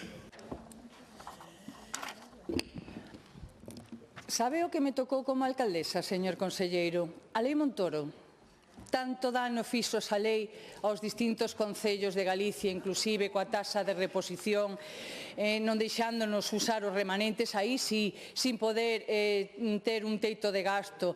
Sí, señor, sí, pero fomos aumentando. Sabe cando puiden empezar a utilizar os remanentes? Cando entrou o Partido Socialista a gobernar no Goberno Central. Sí, sí, e sabe quen vai aumentar o teito de gasto para os vindeiros anos? O Partido Socialista, porque se estuveran esas figuras tan boas que están, por certo, ahora baixo sospeita, pero deses nunca se acordan, como o señor Montoro, ao mellor non poderíamos estar falando desa situación. Pero claro, vimos aquí a falar de concellos, e vostede, como sempre, ou a culpa é do Goberno Central ou a culpa dos concellos. En este caso, como falamos dos concellos, non vamos a culpabilizalos eles tamén, entonces botamos a culpa ao Goberno Central. Pero a realidade, señor Calvo, é que leva conxelado o Fondo Galego de Cooperación base, o que ten criterios de reparto, 17 anos. 17 anos, señor Calvo, conxelado, con 118 millóns de euros. Pero como, claro, os seus os calan con convenios, buscando financiación por outra banda, pois pouco lle importa. Sabe o que me tocou tamén a min precisamente como alcaldesa? pagar durante os meus anos de alcaldesa en concepto de canon de auga máis de 13 millóns de euros. E sabe o que repercuteu no Concello de Lugo sendo eu alcaldesa, señor Calvo? 0 euros, señor Calvo, 0 euros. Esta é a realidade que non só vive o Concello de Lugo, que viven os 313 concellos e de forma máis sangrante aqueles gobernados polo Partido Socialista, porque os discriminan, señor Calvo. Por eso, ten pensado facer algo para revertir esta situación como fan outras administracións como a Diputación de... Moitas gracias. Moitas gracias. Saben que os tempos teñen que respetalo nas preguntas, eso está innegociable, está no regulamento e aquí, claro, aquí. Para darlle resposta, ten novamente a palabra o señor conselleiro. Mire, está claro que vostede non ten nin idea do Fondo de Cooperación Local. Hai un fondo base que está garantizado por lei dende o ano 2011. Ese ao que vostede se refire despreciativamente dicindo que non se move. E casualmente non se move porque é un mínimo garantizado, señora Méndez. Inda que os ingresos da Xunta de Galicia disminúan, o que fixemos é garantir por lei que os ingresos do Concello dese fondo non iban a disminuir. Pero que ademais hai un fondo adicional. E ese fondo adicional dixo vostede que se viña a repartir con criterios que sabe Dios como eran e que non os coñece. No fondo adicional os criterios son aqueles centros consensuados coa FEGAM, señora Méndez, aqueles centros que tiñan conservatorios, aqueles centros que tiñan por exemplo, cárceres de ámbito estatal. Aqueles concellos que tiñan centros médicos pendentes. Se utilizaba para a Vespa velutina. Se utilizan dúas convocatorias de eficiencia enerxética para os concellos nos que cada ano se benefician en torno a 100 concellos, señora Méndez, e tamén para proxectos estratégicos, tamén para financiar os GES. Todo eso non é cos criterios que nos queiramos tentando trasladar que se reparte como se quere. Non é certo. É que non ten nin idea. E di vostede, e o que se queda sin gastar? O que se queda sin gastar, porque ao mellor nalgún dos proxectos os concellos renuncian porque non son capaces de leválo a cabo, non lles dá tempo, ou tuveron algún problema, vai a liquidación do ano seguinte. Non se perde eses concellos. De feito, este ano hai 9 millóns de euros de liquidación que se arrastra do ano anterior. Pero non é por culpa da Xunta de Galicia, por a culpa que sea, pero se volve a incorporar o fondo, señora Méndez. Vostede demostra que non ten nin idea do que está a falar. Todos eses fondos se van incrementando. E di vostede, que fai a Xunta? Facemos moito máis que o Goberno Central. Por iso me cabrea que vostede veña aquí a pedir explicacións cando debería pedilas no seu partido. Nos este ano o Fondo de Cooperación Local incrementa un 12%. O orzamento un 2 e pico. Home, seguramente podíamos incrementalo un 1000 por 1000. Pero incrementamos moito máis que a media do orzamento. Igual que os últimos anos. Ora que vostedes eso, nada. Pregúntolle, que fan vostedes? Que fai o seu partido polos concellos? Nada, bloquealos. Decía vostede, a Lei Montoro. Eu estaba na Diputación cando a Lei Montoro. E me fastidiaba. Por certo, non fixen o que agora lles queren perdoar a outros territorios ou a outras administracións. E que vostede aplaude coas orellas. Sin embargo, levan 8 anos gobernando, señora Méndez. E que fixeron durante estes 8 anos por mellorar a financiación dos concellos? Sabe o que fixeron? Cero. Non fixeron absolutamente nada. Polo tanto, seguramente se pode facer moitas cousas. Non o dubido. E poderíamos facer máis. Pois o mellor seguro que sí. Pero teña en conta que o que facemos nós é infinitamente superior ao que vostedes están facendo no Goberno do Estado. Nada máis e moitas gracias. Moitas gracias.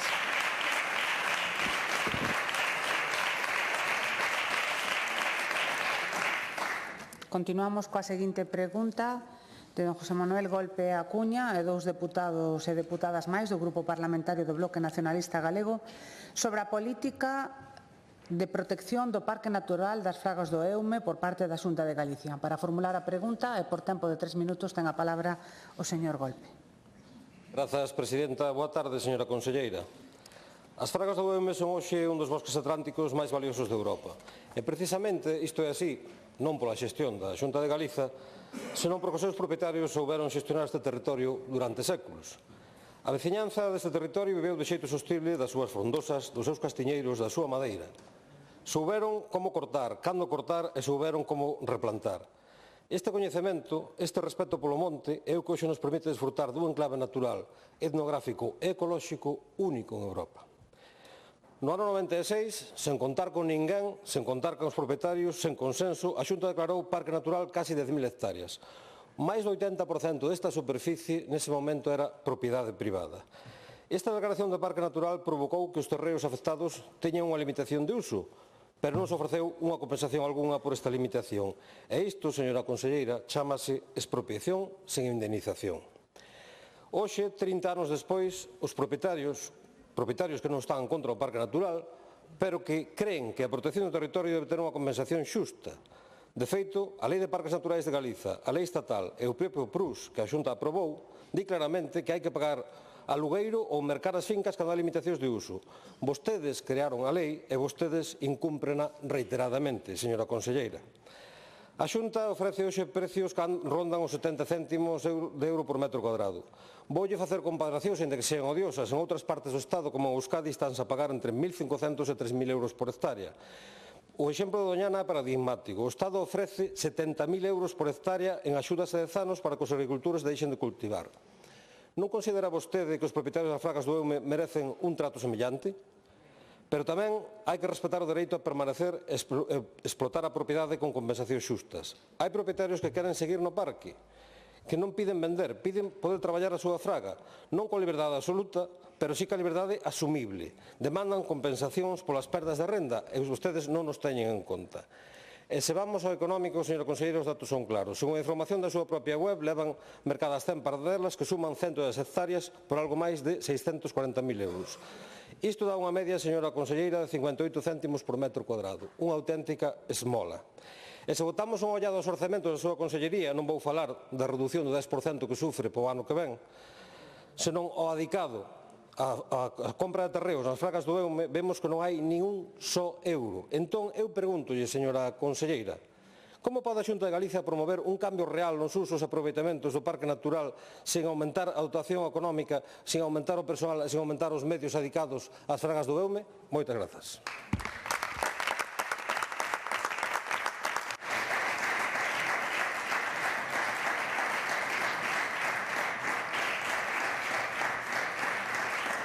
Para darlle resposta, ten a palabra a señora conselleira de Medio Ambiente e Cambio Climático. Gracias, señora presidenta. Señor Golpe, quen los ha visto e quen los ve, digo, porque vostedes din unha cousa, din a contraria, a depender, convidando ou non convidando xente. Vostedes son os que critican a esta consellería porque non ampliamos a Rede Natura. Vostedes son os que critican esta consellería porque non hai espacios máis amplios que se convirtan en parques naturais. Aquí veñen mocións para que haxa máis parques naturais e de repente, bueno, pois din vostedes que de maneira aleatoria, sin pensalo, sin contar con ninguén, pois declaramos un parque natural e despois tamén sacamos adiante un plan reitor de usos e xestións, porque sí, bueno, pois voulle dicir, plan reitor de usos e xestións que vostedes reclamaban e que me parece ben que o reclamaran e que teñen todos os parques naturais de Galicia. O primeiro, hai que dicir que o Parque Nacional e que tamén teñen as fragas do Eume, ano 2023. Efectivamente, hai que promover cambios e, polo tanto, o que hai que darlle é seguridade ao territorio e teñen que saber que usos poden facer en cada unha das súas zonas. E ao mesmo tempo que teñen que saber os usos, dáselles a posibilidade mediante unha información pública de que pois poidan presentar as súas achegas, estudiar as súas alegacións e a partir de aí, bueno, pois a administración tomar certas decisións. O proceso de información pública é garantista. É certo que non podemos chegar ao 100%, xa nos gustaría chegar ao 100%. Presentáronse 456 achegas, das que foron admitidas un total do 62%. E incorporáronse ao texto definitivo. E os propietarios do parque, porque moitas veces os que presentan as alegacións nin teñen nada que ver co parque, nin coñecen o parque, nin lles doi o parque, pero digo, os propietarios presentaron 43 alegacións e admitíronselle un total de 35 alegacións que foron incorporadas. Referente ao orzamento, xa me gustaría efectivamente ter máis orzamento.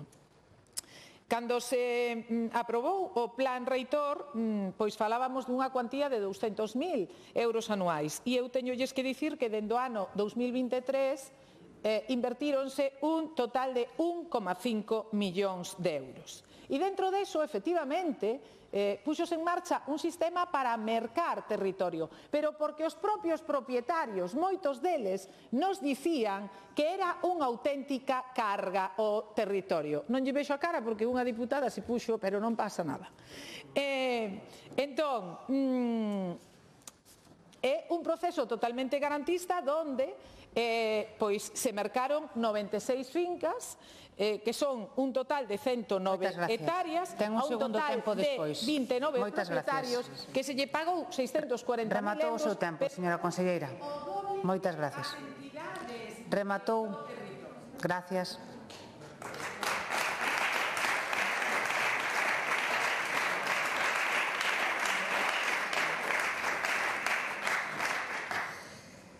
Réplica, señor Golpe. Grazas, presidenta. Señora conselleira, grazas tamén por coñecer a súa irrelevancia política. Cando di que me gustaría ter máis orzamento.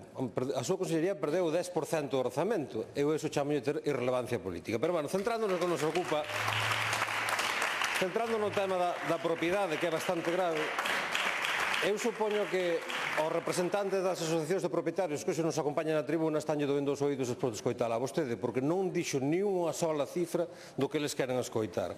Eu centraba no tema da propiedade porque é sangrante e nós o que demandamos é que se diga a compensación xusta. Centrámonos na Lei de Parques Naturais de Galicia, que di que cando as limitacións de uso supoñan unha diminución da rentabilidade, a Xunta pagará compensacións económicas ou comprará os terreos a prezo xusto. Isto está posto na súa lei. Vostedes escribiron a lei e vostedes incumpren, xa o dixen antes. Pero non só se centra na propiedade. O desleixo da Consellería de Medio Ambiente co Parque Natural das Fragas do Eume podémolo medir en outros termos, por exemplo, no patrimonio cultural. O Mosteiro de Santa María de Monfero, que está enclavado no medio deste parque natural, está en completa ruína. Un ben declarado de interés cultural, un BIC está parcialmente destruído, pero non só iso. Temos capelas do século XII, temos hórreos, temos corripas que forman o patrimonio material que tamén lle dan sentido ao inmaterial destas fragas. A propia historia de xestión sostible que estábamos defendendo está desaparecendo. E iso sí, non faltan subvencións a particulares. O voto clientelar sempre por diante da protección do patrimonio. Se falamos da conservación da biodiversidade, a súa conselleira suspende con un cero vergoñento. Na actualidade, o eucalipto ocupa aproximadamente 1.340 hectáreas dentro do Parque Natural, o que representa alrededor do 13,5% da superficie total. Señora conselleira, pídolle, antes de nada, que reciba as asociacións de propietarios das fragas do Eume. Por certo, que vostede comprometeuse a recibilas o pasado día 10 de xullo, cando estou na notaría asinando contratos de compra-venda, e daquela la ven cumprindo a súa palabra día tras día. Recibos, escoites e, por favor, actúen en consecuencia. Nada máis a moito.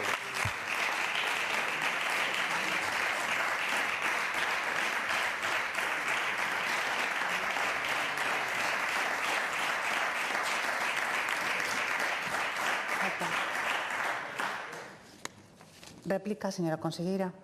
Moitas gracias, señora presidenta.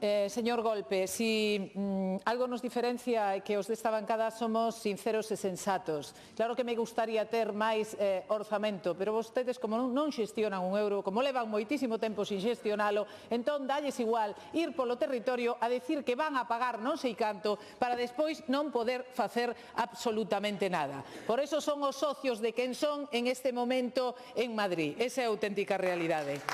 Vostedes o que din aquí e a solución sempre son as expropiacións, pero aparte das expropiacións é mandarlle a toda a xente dicir esta é unha especie fantástica e esta especie non se pode plantar. Lembren, a ver, quen son os que denostan continuamente os eucaliptos. E sabe o que estamos facendo? Sabe o que estamos facendo? Mercando, pero mercando a un precio xusto, a un precio de mercado, pagando o doble que as entidades de custodia do territorio. Esa é a realidade. Pero o que facemos é, señor Golpe, xestionar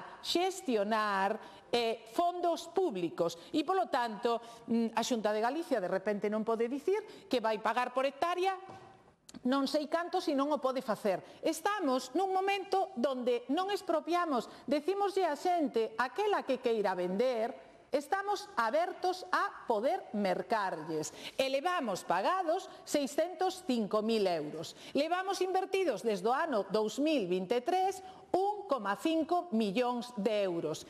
Sacamos líneas de axuda para que poidan facer restauracións, efectivamente. De que fala vostede? Clientelar de que? A que se refire vostede? Dea nomes e apelidos, porque en realidade van por aí dicindo que lle cadra, intentando manipular, e donde poidan arrancar un rasquicio de voto, aí estará sempre o BNG. Mire, que non me sente eu, porque xa me gustaría tamén ter tempo para todo, pero non me dou duplicado, con unha asociación nun momento determinado non quere dicir que a dirección xeral correspondente non se sente. Distinto é que non poidamos chegar aos acordos que a eles lles gustaría chegar. E aínda así, xa lles digo, hai propietarios que procederon á venta, pero imos continuar o vindeiro ano e xa temos en marcha outras 60 hectáreas. E aqueles que queren vender libremente, eu dígolle o resto, que deixen que eso se faga así. Pero pensamos en eles, o igual que pensamos no resto de Galicia e na súa seguridade, estánse arrachando dúas pontes colgantes, porque había que facelo e donde se fixeron inversións. Como me pode dicir unha rematouse e coa outra estáse traballando ahora mismo. E ao mesmo tempo, na súa pregunta, dime que non hai persoal suficiente. Gustaría meter máis, pero hai 16 e son grandes profesionais. Moitas gracias.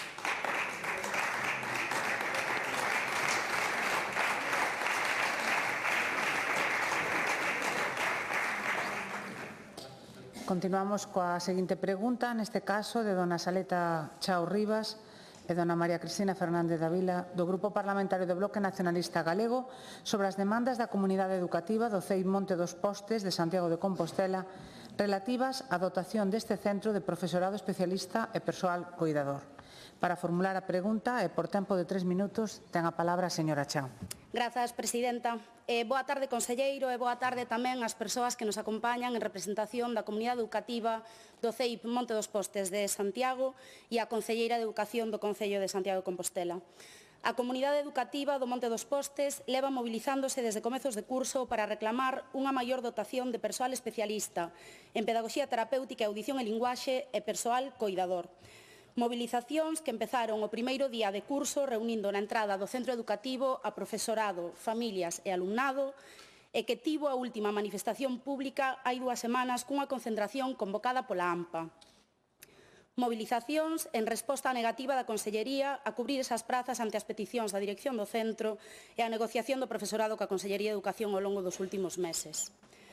Voulle detallar, conselleiro, a situación que ten este centro educativo por se non ten constancia dela. O que vou relatar aquí foi trasladado a persoal da súa consellería en reiteradas ocasións, tanto por parte das familias como do profesorado do centro. Neste curso 2025-2026 teñen 21 alumnos e alumnas cun grado de discapacidade igual ou superior ao 33%, que xunto co alumnado con necesidade específica de apoio educativo acada os 50 casos. Actualmente contan cunha praza de pedagogía terapéutica a tempo completo, media praza PT compartida co CEIP das Fontiñas e unha praza de audición e linguaxe. 2 especialistas e media para 50 alumnas e alumnos. Constame incluso que a propia Consellería recoñeceu que estas profesionais son insuficientes para atender as necesidades do alumnado. Imagino que vostede dirá aquí, non sei que do catálogo que fixemos nós cando gobernamos, que é un caso puntual e tamén que a atención á diversidade é cousa de todo o profesorado, porque xa yo teño escoitado a vostede noutros plenos, a persoal da Consellería de Educación na Comisión Cuarta e mesmo esta mañá unha deputada do PP nesta sesión plenaria. Mais a realidade, con datos, é que o curso pasado, con menos alumnado con estas necesidades, o centro contaba con 4 especialistas en pedagogía terapéutica e unha praza de audición e linguaxe. E penso que nin mudou o catálogo desde o ano pasado, nin mudou a opinión da Consellería que dirixe sobre a atención ao alumnado con necesidades de apoio educativo. Ou sí, non sei, acláremo na súa resposta. En todo caso, está claro que o CEIP Monte dos Postes precisa que se reforce o persoal especialista en pedagogía terapéutica e audición e linguaxe. Señor conselleiro, escoite o que trasladamos hoxe neste pleno, que non é máis que a xusta demanda dunha comunidade educativa que busca que se garanta o dereito á educación do seu alumnado. Conselleiro, ten previsto a Consellería atender as demandas de dotación de máis profesorado no CEIP Monte dos Postes de Santiago de Compostela? Gracias. Moitas gracias.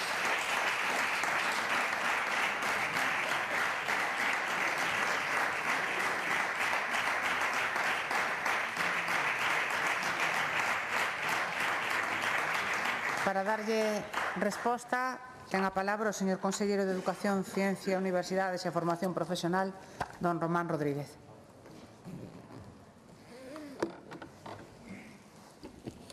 Bueno, moitas gracias, señora presidenta. Eu tamén dou a benvida aos representantes da AMPA e aos representantes do Concello de Santiago, porque creo que todos o coñecemos e son moi coñecidos os grandes vínculos que existen precisamente entre a AMPA e o Concello de Santiago, o cual non é ningunha crítica, simplemente é a plasmación de algo que é evidente, coñecido e que creo que non ten que sentarlle mal a nadie, señorías.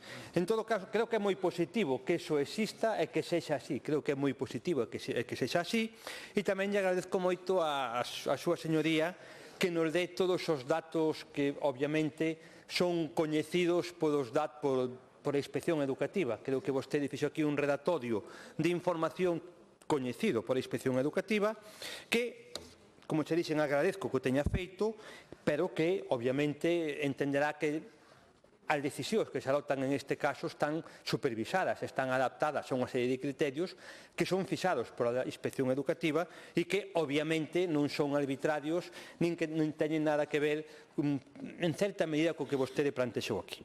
En todo caso, estamos ante, unha vez máis, ante un manual de estrategia do Bloque Nacionalista Galego en este ámbito. É sempre o mesmo. Eu xa lamento ter que un pleno e máis outro repetir sempre o mesmo.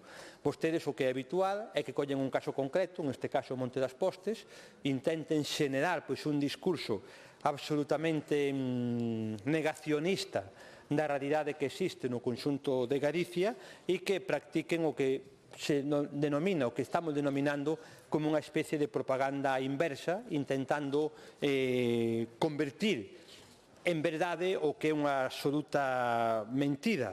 Durante moitos debates, durante moito tempo, temos escoitado dicir en esta Cámara, un diálogo de series e recortes, privatización, falta de atención, etc., perda de calidade, etc., etc. E ao final a realidade é a que é. Todas as estadísticas oficiales, tanto ministeriales como de outros organismos, veñen a poñer encima da mesa un moi bo resultado para o sistema educativo galego.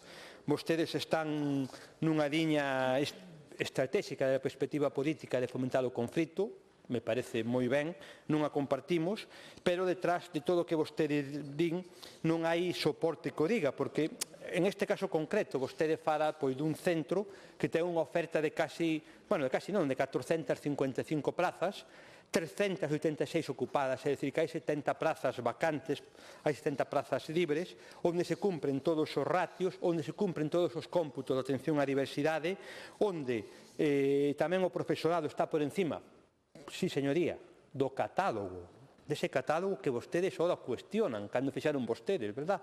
É unha cousa moi ben curiosa, están todos por encima, que temos profesores especialistas de PTs e EDES por encima do mesmo e onde todos os recursos que se plantexan están orientados, insisto, por os servicios de inspección para mellorar a atención. Moitas gracias.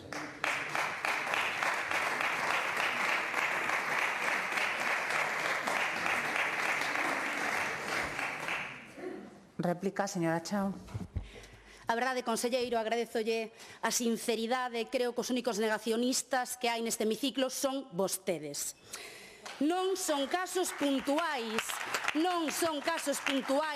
se todas as semanas, en todos os plenos, en todas as comisións, traemos problemas de falta de profesorado en centros de todo o país. Non son casos puntuais.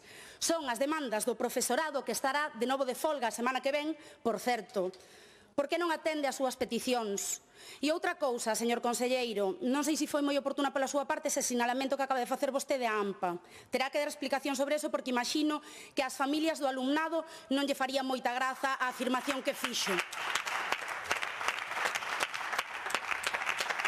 Hoxe traemos o caso do CEIP Monte dos Postes porque a comunidade educativa leva meses loitando pola situación que se vive nese centro, mas podíamos falar de moitos outros centros do meu concello que ven desatendidas as súas demandas de reforzo de persoal.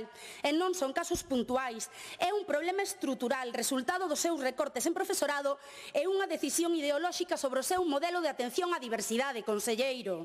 E se non é así, como xustifica vostede que se recortase o profesorado especialista en pedagogía terapéutica respecto do curso pasado? Porque a iso non me contestou na súa intervención, Como xustifica que se faga esa reducción de persoal se aumentou o alumnado que precisa ese apoio educativo?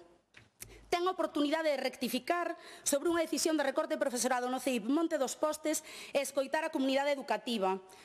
E eu digolle que se tan convencido está, conselleiro, na súa postura, non o explica a min.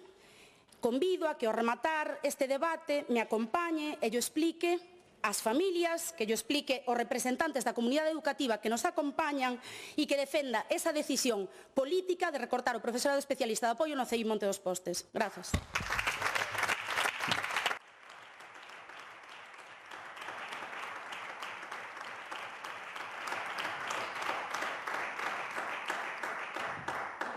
Réplica, señor conselleiro. Señoría, non hai nada de malo, pero nada de malo, usted parece pensar de que si existe algo de malo que a presidenta dunha AMPA sea concelleira do Partido Socialista. Non hai nada de malo, como se fora do Partido Popular, como se fora do Bloque Nacionalista Galego, onde hai vocales en esa AMPA. Non hai nada malo, pero non se negue, non o escondamos, non o cuestionemos, non pensemos que é malo ser presidente dunha AMPA e ser concelleiro, ser concejal, Silencio, por favor. dun concello. Non ten nada de malo. Vostede o di aquí como se fora algo negativo, para nada. Non é nada negativo como se un vocal é do Partido Socialista, do PP ou do Bloque. Iso non lle dá nin lle quita. Supoño que esa persona estará concienciada e querrá potenciar a educación do seu fillo, pero unha cousa non ten nada que ver ca outra. E usted pode, ou eu podo, ou calquera pode, ser presidente dun AMPA ou de calquer colectivo social e ser concejal, diputado ou presidente dunha diputación. E non pasa absolutamente nada, señoría. Vostede o ve como se fora algo negativo. Non, eu non o vexo como algo negativo. Vostede mo reprocha como se tuviéramos algo que esconder, ou se esa persona tuviera algo que esconder. Estou seguro de que non ten nada que esconder. Só faltaría que tuviera algo que esconder ou estuviera usando dun xeito torticero ambas responsabilidades. Eu estou seguro que non. Estou seguro que actúa con total responsabilidade en ambos casos, como faría eu. Sin duda alguna. E tamén vou dicir unha cousa. Vostede me fala aquí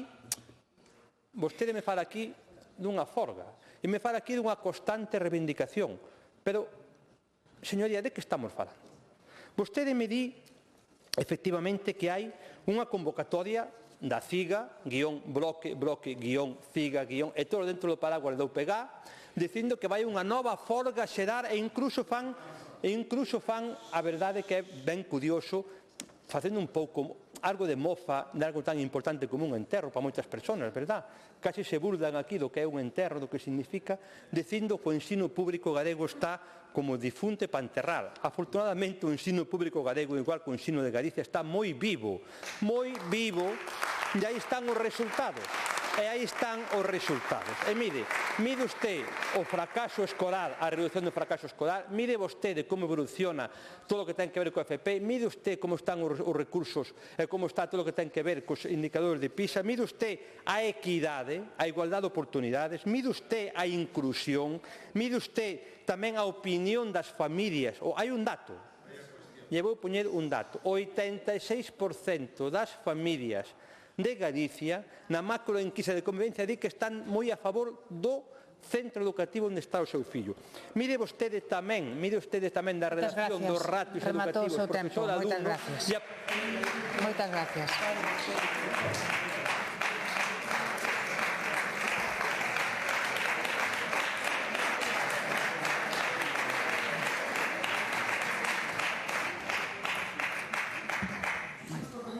De maneira recurrente, quen ostenta a presidencia intenta pedirlle a todos os deputados que garden silencio. Se cadra esta advertencia ten moitísima máis importancia no turno de preguntas, porque, como saben vostedes, os tempos son moito máis limitados. Entón, se realmente interesan as preguntas e as respostas, eu prégolle, se é posible, que sei que é un reto difícil de acadar, non? Pero, aínda así, non por eso vou seguir intentando. Continuamos coas preguntas ao Goberno, neste caso, da señora Arias e 8 deputados e deputadas máis do Grupo Parlamentario Popular de Galicia sobre a información facilitada polo Goberno Central á Xunta de Galicia verbo do alcance dos fallos detectados en Galicia nas pulseiras antimaltrato de prevención da violencia de xénero. Para facer a pregunta, ten a palabra a señora Arias. Grazas, presidenta. Boa tarde, conselleira. Benvida. Señora García, pasou o 25 de novembro, o Día Internacional de Eliminación da Violencia contra a Muller, pero a lembranza das vítimas e o traballo para erradicar esta lacra ten que acompañarnos cada día ao longo de todo o ano. Se queremos ter éxito, temos que facelo, ademais, dende a unidade de toda a sociedade e alonxados da disputa partidista. Por iso, conselleira, mírese por donde se mire, é moi grave o feminismo sectario do bloque nacionalista galego ao que nos ten acostumbrados ultimamente, amparándose case sempre no seu sindicato ACIGA. A última mostra desta atitude foi precisamente durante a celebración do 25N, cando aproveitaron a manifestación convocada para reivindicar a loita contra a violencia de xénero para atacar a traballadoras da sede do Partido Popular de Santiago e a xornalistas, atentando contra o artigo 14 da Constitución e deixando en evidencia que para eles, para o bloque nacionalista galego, por enriba da defensa da muller está a supremacía das súas ideas. E unha semana despois, o BNG segue sen condear estes feitos e a alcaldesa de Santiago, Goreite San Martín, mesmo o xustificou. O mesmo BNG, conselleira, que non condeou o pasquín machista contra vostede ou as palabras ameazantes e machistas do seu candidato ás eleccións europeas, Santos Queiruga, a secretaria xeral do Partido Popular, Paula Prado. O mesmo BNG, conselleira, que agora mesmo se está rindo destas palabras e desta intervención sobre feminismo e contra a violencia de xénero. Poñendo en evidencia a este bloque o perigoso axioma de que as mulleres merecen máis ou menos defensa segundo como pensen. Sectarismo e negacionismo, vaya cóctel máis perigoso o do BNG, conselleira. O mesmo BNG que aprobou a lei do solo sí e sí, a máis dañina da historia para as mulleres, que revictimiza as vítimas e que reduciu penas a 1.233 violadores ou agresores sexuais e deixou en liberdade a 126. Isto ata novembro do ano 23, porque dende aquela non hai datos. O mismo BNG, conselleira, que camiña de puntillas ante o escándalo dos fallos do sistema Cometa e as pulseiras antimaltrato e que, por suposto, se negou a pedir a demisión da ministra, non vai a ser que Sánchez se moleste. Pulseiras que se lle facilitan ás vítimas para protexerse do agresor e cuxos fallos puxeron en perigo a súa vida e tamén a súa defensa nos tribunais. Conselleira, sabe vostede, díxolle o Goberno, como afectaron estes fallos, como afectaron os fallos a Galicia? Señora Arias.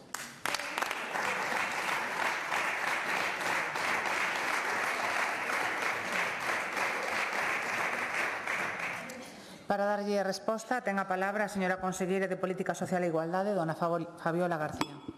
Gracias, presidenta, deputados e deputadas, moi boas tardes.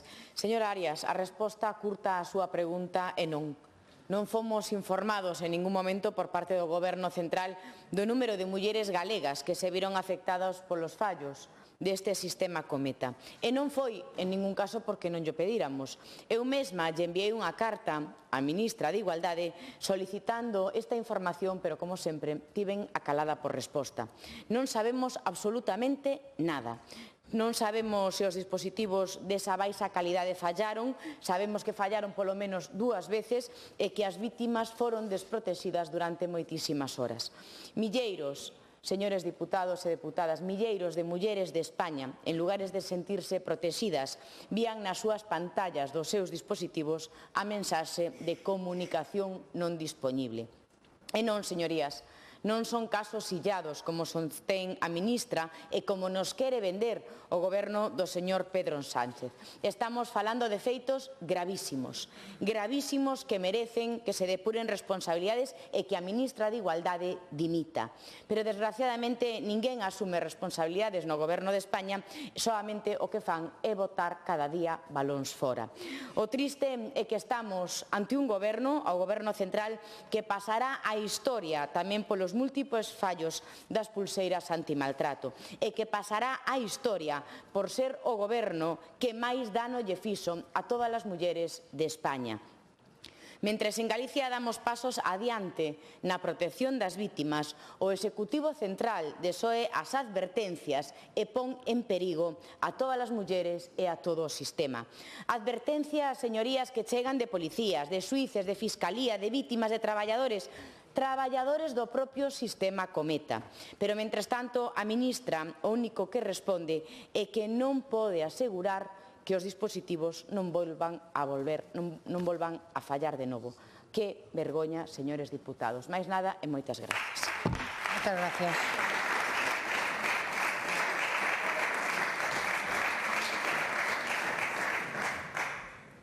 Réplica, señora Arias. Efectivamente, conselleira, unha vergoña o desleixo do goberno de Sánchez en temas de igualdade e protección real da muller é absolutamente decepcionante, indignante e lamentable. Os mesmos adxetivos que se lle poden aplicar ao Bloque Nacionalista Galego, que sempre o apoia nestes e noutros temas, pero nos de igualdade sempre. Estou segura de que este mesmo sentimento o teñen moitísimas mulleres que se senten socialistas ou nacionalistas, que votaron a socialismo e nacionalismo, e todos aqueles que teñen un compromiso real coa igualdade. Esta mesma semana soupemos que o Ministerio de Igualdade nin siquiera abría expediente sancionador ás empresas polos fallos das pulseiras, pero é que as pulseiras son solo o último capítulo dun goberno que se decía o máis feminista da historia e que cada paso que dá é para perxudicar as mulleres. Falábamos da lei do solo sí é sí, sin dúbida a máis dañina, pero podemos falar tamén da lei trans, dos recortes nas institucións das baixas por maternidade ou da lei de trata, que non son capaces de facer. Ou podemos falar dos cargos máis próximos a Sánchez, elexidos por el, aínda que dende onte dixo que non nos coñecía, olvidouse. Ábalos e Coldo agora en cadea con conversas que arrepían falando de comprar compañía feminina con cargos públicos. Ou Salazar, outro íntimo de Sánchez, denunciado polas súas actitudes machistas e asquerosas coas subordinadas, denuncias por acoso que o PSOE se atreveu a borrar e na televisión española directamente non existen. E o BNG calado unha vez máis, menudas tragadeiras. Pois ben, señorías, dende o Partido Popular, dende a Xunta de Galicia, non imos estar calados e tampouco parados. Conselleira, que está facendo a Xunta?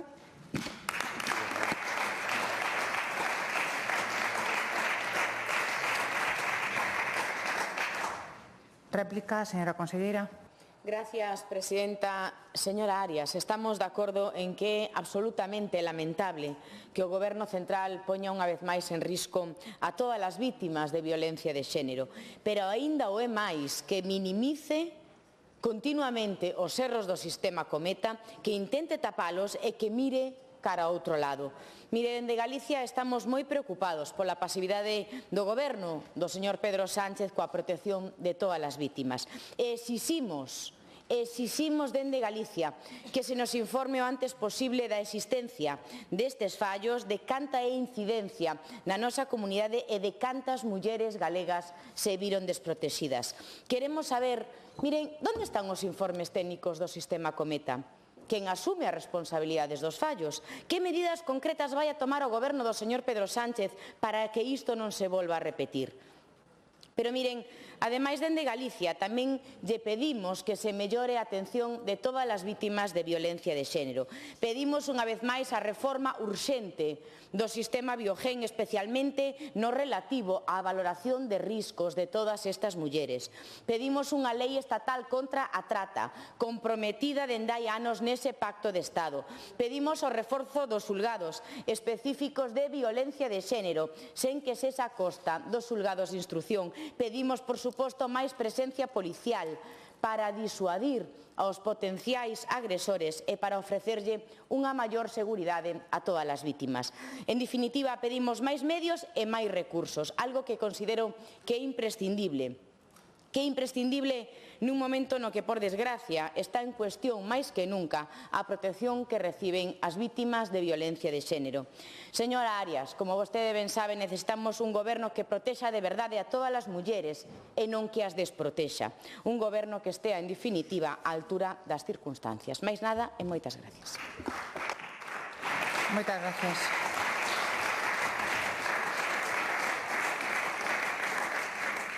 Continuamos coas preguntas ao Goberno, neste caso de dona Lara Méndez, dous deputados e deputadas máis do Grupo Parlamentario Socialista de Galicia, sobre a posibilidade de impulsar un convenio entre o Concello de Foz e o IGUS para construir vivenda en alugueiro social nunha parcela previamente adquirida pola Administración local desta vila.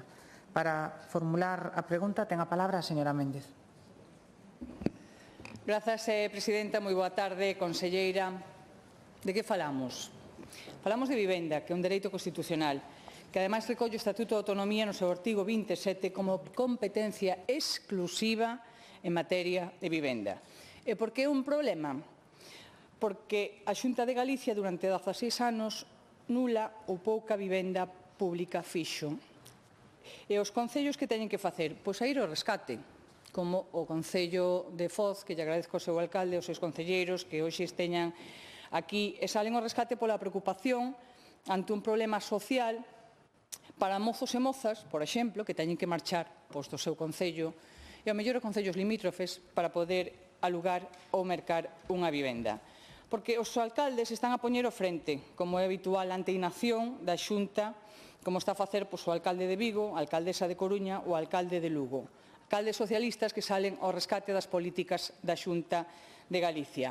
Pero isto non só afecta as grandes cidades, afecta tamén a comarcas, como a comarca da Mariña, con máis de 70.000 habitantes, donde nos últimos anos foron cero as vivendas públicas e donde agora quedan fora da planificación dos fondos europeos, que tampouco podemos esquecer que se está a facer con fondos europeos. Por iso, o alcalde de Foz, un alcalde dun concello de máis de 100.000 habitantes, un concello tensionado, un concello cunha población flotante e non só os veraneantes, sino profesores, sanitarios, persoal de sector servicios que están en situación de vulnerabilidade ante a falla de vivenda.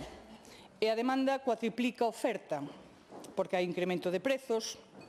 Só en Galicia no último ano se incrementou en 11,4%. En Foz, nos últimos 3 anos, o incremento foi superior ao 50%, donde hai baixa oferta ou donde a maiores hai que ter en conta o problema das BUT, outro problema que non está xestionando, pois o Partido Popular está mirando cara ao outro lado. Por isto, o alcalde de Foz, o señor Fran Cajoto, se está poñendo ao frente tamén para darlle solución aos seus veciños e veciñas, que está negociando a consecución dun solo para dedicalo á construción de vivenda pública e a dedicalo a aluguer social. Por iso, a pregunta que lle facemos, señora conselleira, é sinxela. Está disposta a Xunta de Galicia a asignar un convenio de colaboración para este fin co Concello de Foz? Moitas gracias. Para darlle resposta, ten a palabra a señora conselleira de Vivenda e Planificación de Infraestructuras, dona María Martínez. Gracias, presidente. Señora Méndez, Mágoa que non estivera onte na comparecencia que fixemos para dar conta do balance en materia de vivenda, das actuacións que teremos para os vindeiros meses, onde falamos precisamente da colaboración necesaria e imprescindible que necesitamos dos concellos e da colaboración excepcional que estamos a ter cos concellos, cousa que tamén tive en ocasión de trasladar ao alcalde, ao que en saludo se está en tribuna, na reunión que mantivemos precisamente este mes de maio de 2025, onde xa lle puxen encima da mesa exactamente o mesmo que comentei onte na comparecencia. Temos moitas liñas de axudas, temos o Fondo de Cooperación, polo que financiamos a interés cero para devolver en 8 anos os cartos que o Concello necesite para adquirir solo, para construir vivenda, para urbanizar solo, como por exemplo están facendo o Concello de Mos, o Concello de Cerdedo do Cotobade. Temos a plataforma de solo, onde os concellos están conveniando co Instituto Galego de Vivenda e Solo para eses solos de titularidade municipal que sexan ofertados conxuntamente pola Xunta de Galicia o vindeiro ano 26, de modo que todos os cooperativistas e os promotores sepan que solos teñen onde poden construir vivenda protexida, como por exemplo formalizou o convenio co Concello das Pontes, de Friol, de Valdoviño, onte mesmo da Peroxa. Temos tamén esa posibilidade agora que entrará en vigor o 1 de xaneiro para que estes concellos desenvolvan eses proxectos de interés autonómico, como estamos facendo nós, de modo que os urbanizables sexan desenvolvidos sempre cando o 80% dese solo sea para vivenda protegido. Ou temos tamén as axudas para a vivenda de titularidade municipal, para eses inmobles de titularidade municipal que sexan rehabilitados, que esta mesma mañá o presidente anunciou que incrementábamos a axuda nun 30%, alcanzan os 68.000 euros de axuda por cada vivenda resultante dese inmoble, ata un tope dun 95% que subvencionamos desa axuda, ou a posibilidade da cesión das parcelas que teñan, como estamos facendo con outros concellos que están conveniando, como por exemplo o Concello de Lugo, precisamente, o Concello de Coruña, o Concello de Pontevedra, o Concello de Vilagarcía, o Concello de Teo, de Lalín, da Estrada. Na xuntanza que mantiven precisamente co alcalde, así se o trasladei.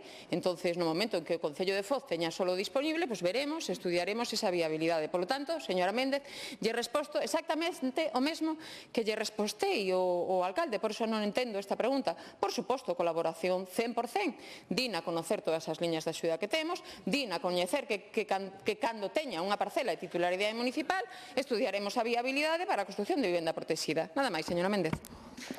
Muchas gracias.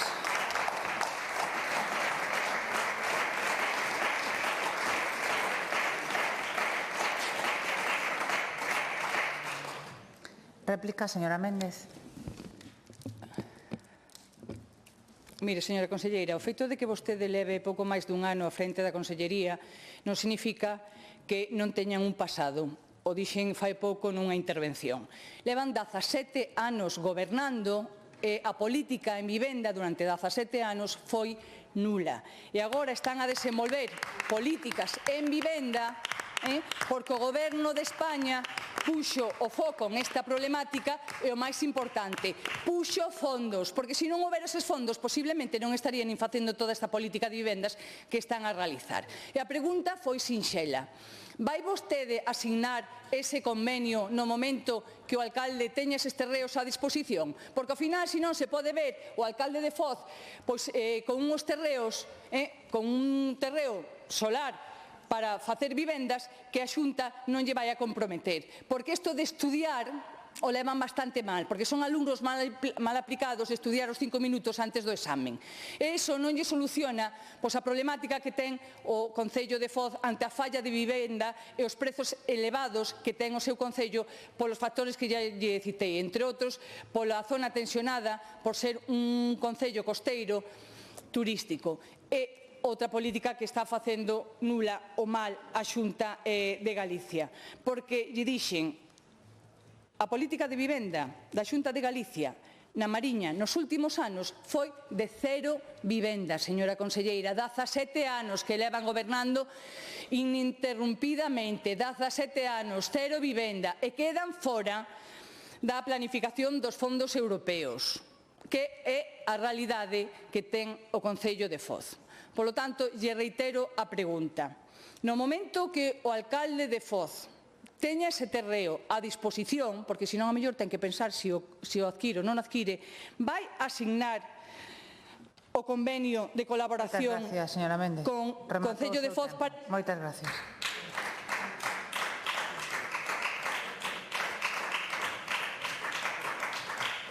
Réplica do Goberno. Gracias, presidenta. Señora Méndez, só dous cousiñas. Unha, os fondos non son do Estado, son de Europa, son fondos MRR, que non alcanzan nin o 20% de cada promoción e que das 3.000 vivendas que temos en marcha nin sequera alcanzan a axuda en 700 dela. Por lo tanto, o esforzo que está facendo a Xunta de Galicia é inmenso. A mostra é que no vindeiro orzamento do ano 2026 non chega nin no 17% os fondos estatais para a materia de vivenda. Por outra banda, xa lle digo, cando estive reunida co alcalde, se está arriba o poderá corroborar, comentoume que tiña a posibilidade de adquirir unha vivenda, un solo da Sareb. Eu que lle dixen naquel momento, alcalde, o que tes que facer é pedir a cesión gratuita desa parcela de Sareb, porque se o alcalde de Foz vai a comprar un solo da Sareb, vai invertir diñeiro que pode estar destinado para veciños e veciñas, non ten sentido.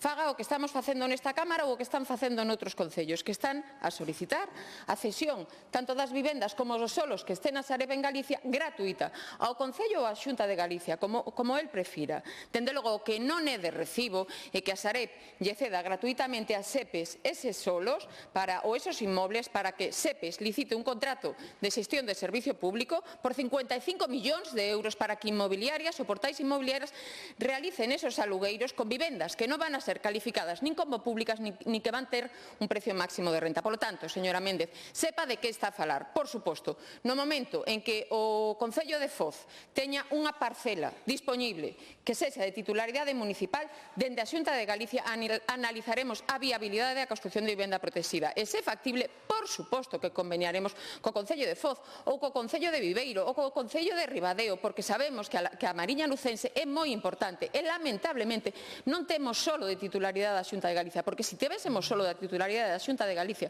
ou se tivésemos concellos que cedesen solo para a construción desa vivenda, por suposto que construiríamos vivenda protexida. Nada máis. Gracias. Moitas gracias.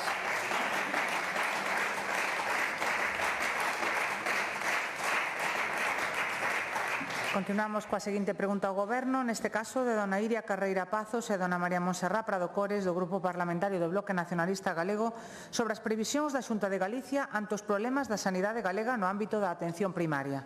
Para formular a pregunta ten a palabra a señora Prado.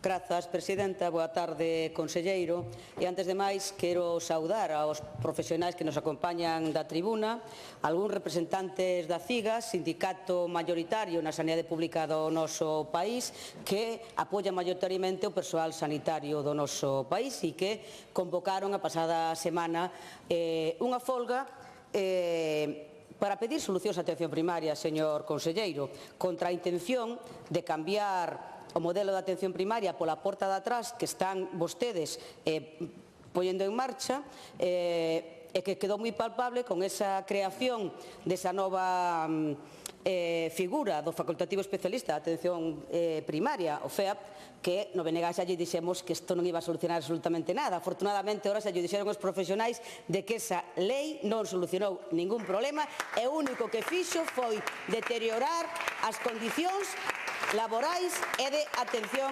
sanitaria. E a primeira pregunta, señor conselleiro, é como vai cumplir eses acordos paupérrimos ao que vostede acadou con algunhas, incluso, organización sindical que ni siquiera ten representación na sindical, porque nos orzamentos da Xunta vostede non contemplou absolutamente ninguna medida para cambiar absolutamente nada, salvo que acepta as emendas do BNG que si van na dirección de atender as demandas dos profesionais. Explíquenos como vai atender eses compromisos, non? Mire, convocaron unha folga porque están fartas de que o Partido Popular a única solución que lle pon encima da mesa é menos profesionais, traballen máis horas e en peores condicións. Intersustitucións, prolongación de xornada, facer quendas nos PACs, axendas imposibles de 50, 60 doentes, fartas das mentiras do Partido Popular que no 2019, diante dunha convocatoria de folga, tamén prometeron un novo modelo de atención primaria. Traballaron máis de 200 profesionais en elaborar ese novo modelo de atención primaria e vostedes téñeno metido nunha gaveta. E desta vez, evidentemente, afortunadamente, a CIGA e a moitos profesionais xa non lle colou as mentiras do Partido Popular de promesas que nunca cumplen.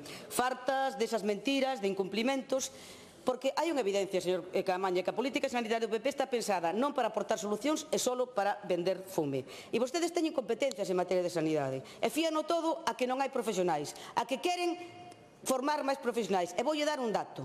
Dos profesionais que remataron o MIR na área solo de Compostela, no ano 2023 de 11 só quedou un en atención primaria, no 24 de 24 só quedaron 7 e no 25 de 30 só quedaron 9, é dicir, 48 médicos de familia en 3 anos saliron despavoridos polas condicións laborais e non se quedaron a traballar en atención primaria só na área de Santiago. Señor Caamaño, cando vai deixar de tomarlle o pelo aos profesionais e a... Moitas gracias. Moitas gracias.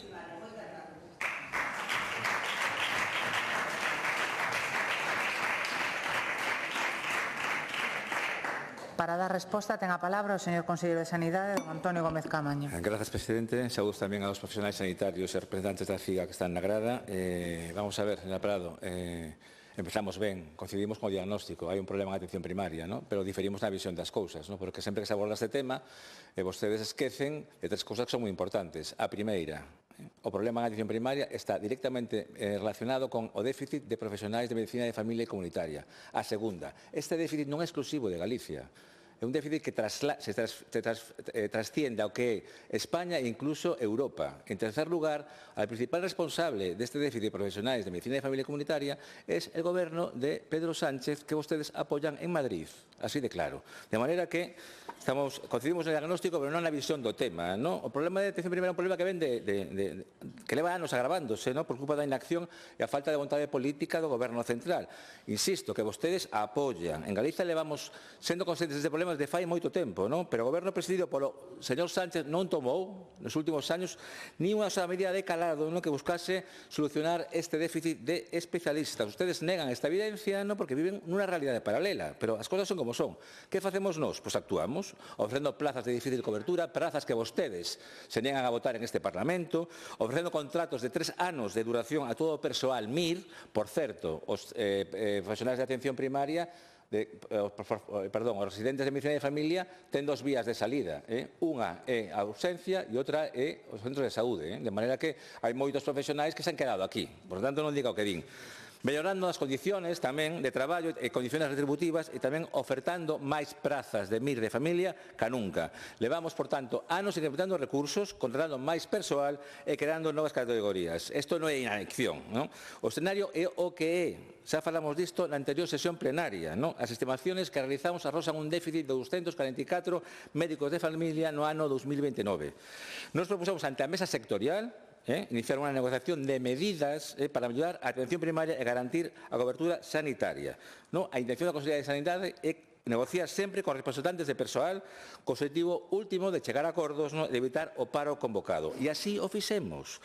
O resultado desta actitud de diálogo, unido á vontade da maioría das forzas sindicais de chegar a acordos, salvo, por suposto, a CIGA, xa non contamos con seu apoio, fixeron posible evitar unha folga que podría causar un enorme presuicio para os galegos e galegas. 3 das 4 forzas sindicais que conforman a Mesa Sectorial de Sanidade, pois, echaron para atrás. E por iso, este mismo venres, vamos a seguir negociando con eles na mesa sectorial para intentar garantir o que é a cobertura sanitaria no centro de saúde al tempo que melloramos o que son as condicións dos profesionais sanitarios. Moitas grazas. Moitas gracias.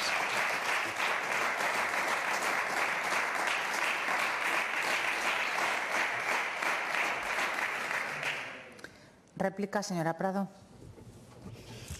Grazas, presidenta. Señor Caamaño, as forzas sindicais que desconvocaron a folga son os auténticos cracks. Na lei de acompañamento do ano 2022 estaba previsto que esta nova categoría FEAD solo fora hasta o 2027. Son tan cracks que negociaron unha prórroga hasta o 2029. O sea que, en vez de mellorar, resulta que aceptan que ainda se prolongue 2 anos máis. Eu aí sí que lle recoñezo a vostede unha gran capacidade de negociadora, non? Que empeoran as condicións e demais lle parezca que é un éxito. Pero, bueno, afortunadamente, os traballadores da sanidade pública do noso país teñen a CIGA que non traga con estas milongas. E mire,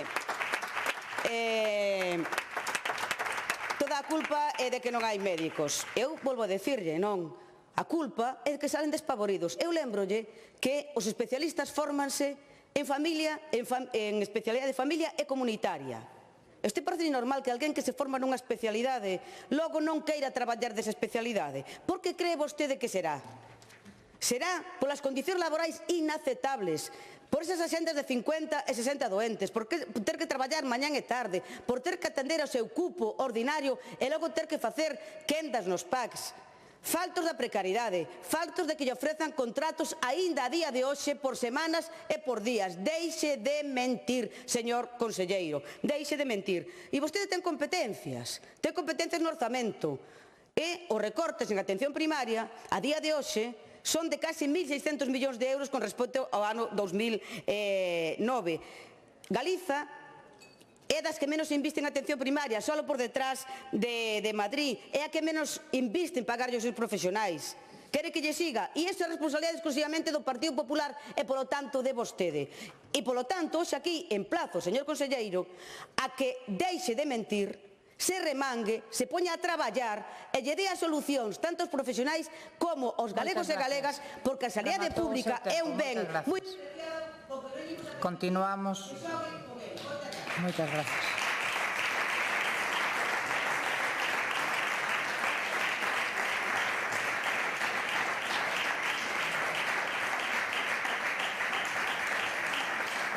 Réplica do Goberno, señor conselleiro.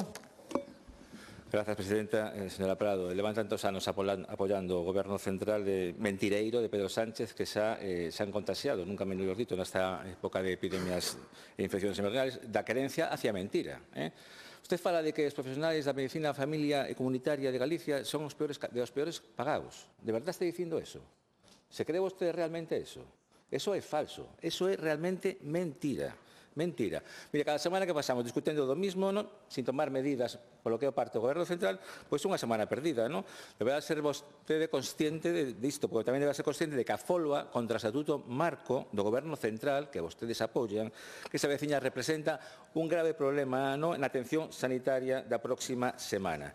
Mire, os acordos acordados para a suspensión da folga con sindicatos CESIF, Comisiones Obreras, UGT e Simega supoñen unha oportunidade que nos permitirá reforzar o que é a atención primaria e mellorar as condicións dos nosos profesionais. Por certo, SACSE, o representante tamén das enfermeiras, de fisioterapeutas e matronas, tamén ha convocado a folga que estaba prevista para mañán. Eso é vontade de diálogo, eso é ganas de querer falar das cousas para solucionarlas. Desde este verres, na concreción vamos a falar na concreción da serie de medidas na mesa sectorial que pasan por incentivar a voluntariedade para a realización das guardas da atención primaria e para a cobertura tamén dos sábados e tamén medidas para fortalecer o que é a figura do médico de familia. Xa sei que non lle gusta o pactado, será porque vostedes quedaron fora do acordo, pero isto é o que hai.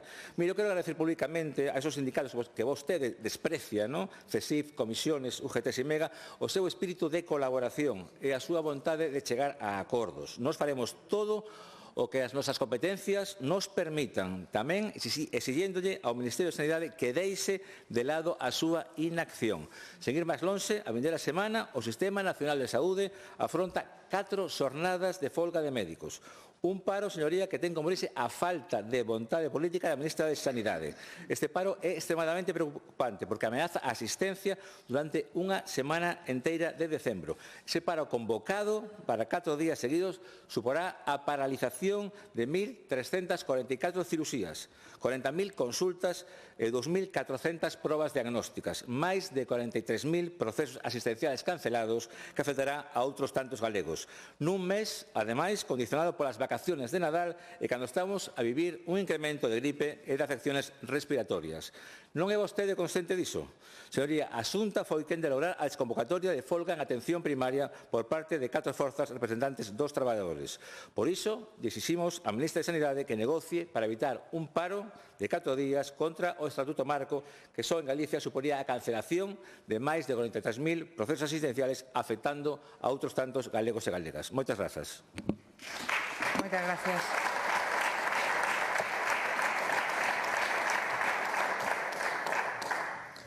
Continuamos coas preguntas ao Goberno, neste caso de don Miguel Ángel Viso Dieguez e 8 diputados e deputadas máis do Grupo Parlamentario Popular de Galicia sobre o plan que o Goberno galego prevé implantar nesta nova legislatura para o fomento da remuda xeracional no medio rural. Para formular a pregunta, ten a palabra a señora Grueira. Grazas, presidenta. Señora conselleira, nada florece sin relevo, é algo evidente. Se queremos que algo continúe no futuro, necesitamos que haxa quen o sosteña. E para iso está traballando así de ben a súa consellería. Por iso traio hoxe aquí esta cuestión, o relevo xeracional no medio rural. Un dos desafíos máis importantes que ten Galicia porque é clave para garantir o mantemento e o desenvolvemento do noso sector agrícola e gandeiro fundamentais na nosa comunidade. Neste desafío, a mocidade xoga un papel fundamental, porque somos nós o motor que asegura que as explotacións continúen activas. A incorporación das novas xeracións non só garante a continuidade, senón que tamén impulsa a innovación, modernización e as novas prácticas adaptadas ás novas necesidades, ás actuais. Vemos que hai mocidade con gañas de quedar, de incorporarse.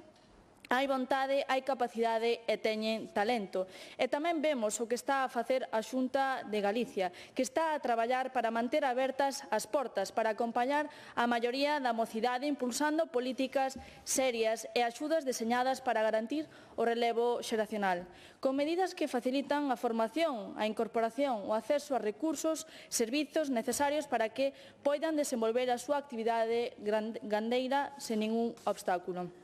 Mentres a Xunta de Galicia traballa, tamén vemos o que está a facer o Partido Socialista e os seus socios, os do Bloque Nacionalista Galego, que non fan nada polo rural, ao contrario. Pretendían suprimir paradas de autobuses na maioría dos concellos galegos, pretenden pechar cuartéis da Guardia Civil, porque claro, eles pois teñen outras prioridades. Non lles preocupa tanto quen toma o relevo no rural, pero sí que están moi entretidos noutro tipo de relevos, eses que durmen por Soto del Real.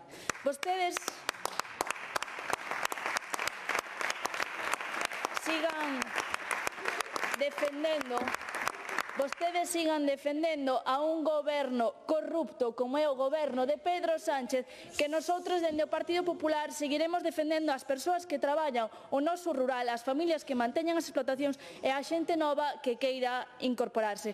Nosotros seguiremos facendo política útil, esa política que lle permita ao mozo ir onde a súa abuela e dicirlle sí, sigo eu coa explotación.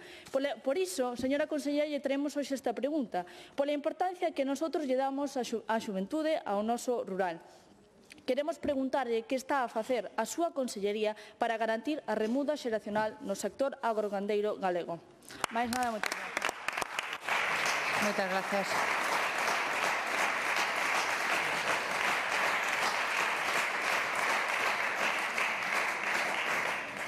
Para darlle resposta, ten a palabra a señora conselleira do Medio Rural, dona María José Gómez. Grazas, presidenta. Señorías, en conxunto, todas as medidas que se toman desde a Consellería do Medio Rural están dirixidas directa ou indirectamente a fomentar ese relevo xeneracional. Esa é a prioridade estratéxica que guía as nosas actuacións. Sabemos que sen novas xeracións non hai futuro para o sector primario e por iso traballamos con decisión e rigor, establecendo piares sólidos que garantan que a xuventude teña oportunidades reais de desenvolverse profesionalmente no rural galego. Como calquera proxecto que aspire a ser duradeiro, o primeiro é construir uns cementos firmes. Para nós, eses cementos chámanse formación. É imprescindible contar con profesionais ben preparados, ao tanto das demandas da sociedade actual, formados en novas tecnoloxías, en sustentabilidade e con criterios empresariais que garantan explotacións rendibles, modernas e competitivas. A formación reglada a través dos CFEA é hoxe un auténtico motor. Este ano temos 566 alumnos cursando estudios agrarios. Cubríronse o 75% das prazas de novo ingreso. En 7 ciclos mesmo se completou o 100% da oferta. O dato máis relevante é o índice de inserción laboral próximo ao 100%. Isto quere dicir que quen se forma traballa e que o rural ofrece futuro se se acompaña de capacitación. E, en paralelo, impulsamos a formación para profesionais a través da Axencia Galega de Calidade Alimentaria.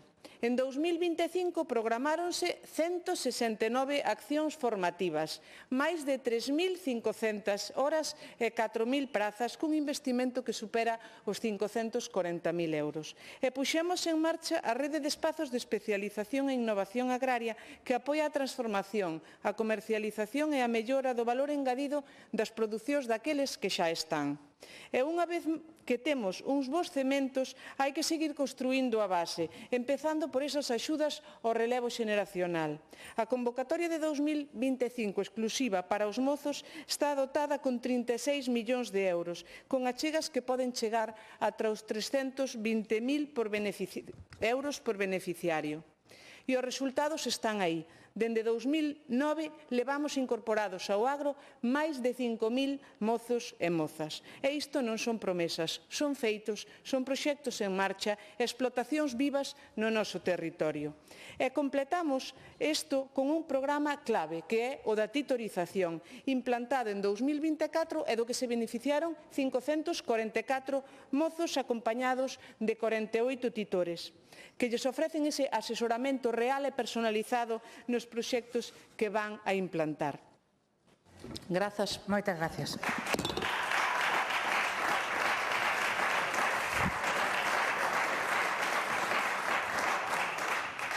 Réplica, señora Grueira.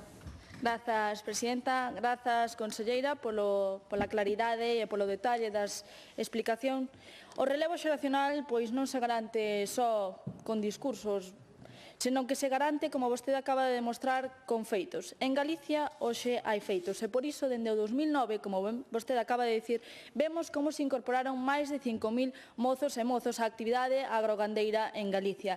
Ese dato non cae do ceo, é froito de políticas públicas responsables, continuadas e pensadas a longo prazo. As políticas do goberno Rueda, as políticas do goberno do Partido Popular. Como dixen ao comezo, nada florece sen relevo. En Galicia, o goberno está sementando ese relevo con instrumentos reais, como vostede acaba de dicir, con eses 36 millóns de euros para as axudas de remuda xeracional, ou esas axudas ás incorporacións, plans de melloras, axudas á formación. Vostede tamén acaba de dicir que máis de 500 persoas se beneficiaron neste 2024 deses programas de titorización, ou tamén con outros instrumentos claves como o Banco de Explotacións ou o Banco de Terras, na que lle preguntaremos para a seguinte pregunta. Facilidades tanto para quen sucede unha explotación familiar como para quen decide comenzar de cero. En definitiva, en Galicia hai un proxecto claro, hai un goberno comprometido co futuro do rural galego. E, sobre todo, hai algo imprescindible, orzamentos, porque sen orzamentos é moi difícil gobernar. Que llo digan aos señores do Partido Socialista, que nin executan nin priorizan o rural cando lles toca decidir. E así lles vai. Nosotros vamos a seguir o noso rumbo, a nosa aposta polo rural é firme, pola xuventude tamén, porque nosotros temos claro que sen xente nova non hai rural e sen rural non hai Galicia. Mais nada, moitas gracias. Gracias.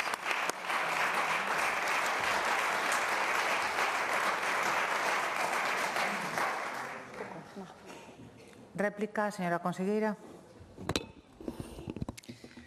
Grazas de novo, presidenta. Señorías, como lles dicía na miña primeira intervención, para apuntalar este proxecto de futuro contamos con medidas complementarias que reforzan ese relevo xeneracional, como pode ser o Banco de Explotacións, un banco que está operativo desde febreiro de 2025 e que permite conectar aquelas persoas interesadas en transmitir as súas explotacións, porque pechan, a outros que queiran iniciar a actividade.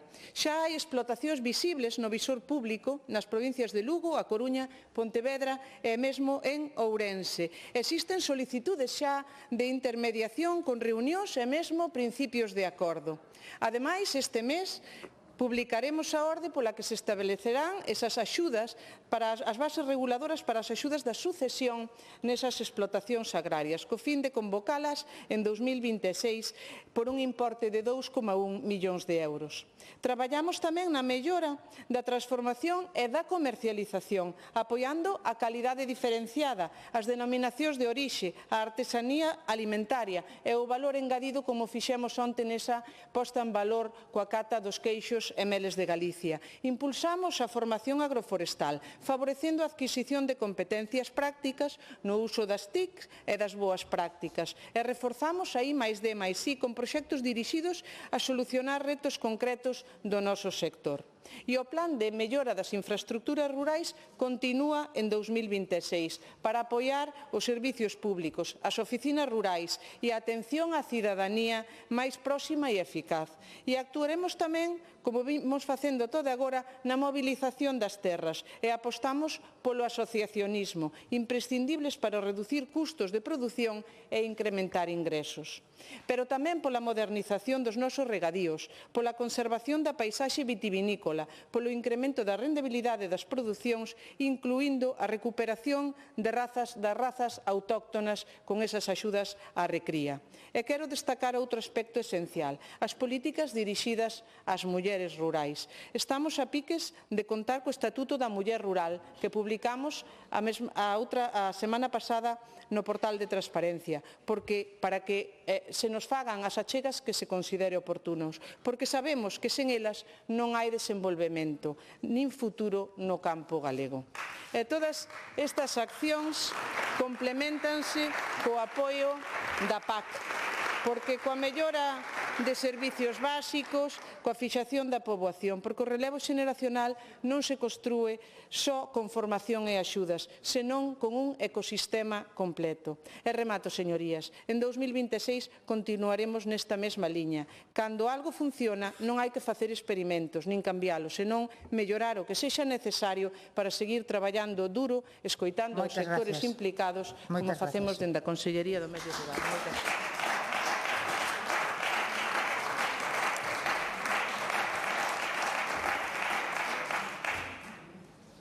Continuamos, que a última pregunta que figura na orde do día. Refírome a de don Miguel Fidalgo Iglesias e 8 deputados e deputadas máis do Grupo Parlamentario Popular de Galicia sobre a valoración que fai a Xunta de Galicia respecto da previsión de fondos europeos pesqueiros na proposta do Marco Financiero Plurianual 2028-2034. Para formular a pregunta ten a palabra o señor Fidalgo. Gracias, señora presidenta. Señora conselleira do Mar, como todo o mundo sabe, o sector pesqueiro constitúe un piar esencial para Galicia, tanto desde o punto de vista económico, social como ambiental. Nos últimos anos, o sector afrontou importantes retos: a necesidade de relevo xeracional, a adaptación a novos estándares ambientais, a transformación tecnolóxica da frota, o encarecemento dos custos operativos, o impacto do Brexit e a competencia internacional, entre outros. Todos estes desafíos requiren do apoio decidido dos instrumentos europeos de financiamento, como o Fondo Europeo Marítimo de Pesca e de Acuicultura, o FEMPA, cunha dotación orzamentaria suficiente.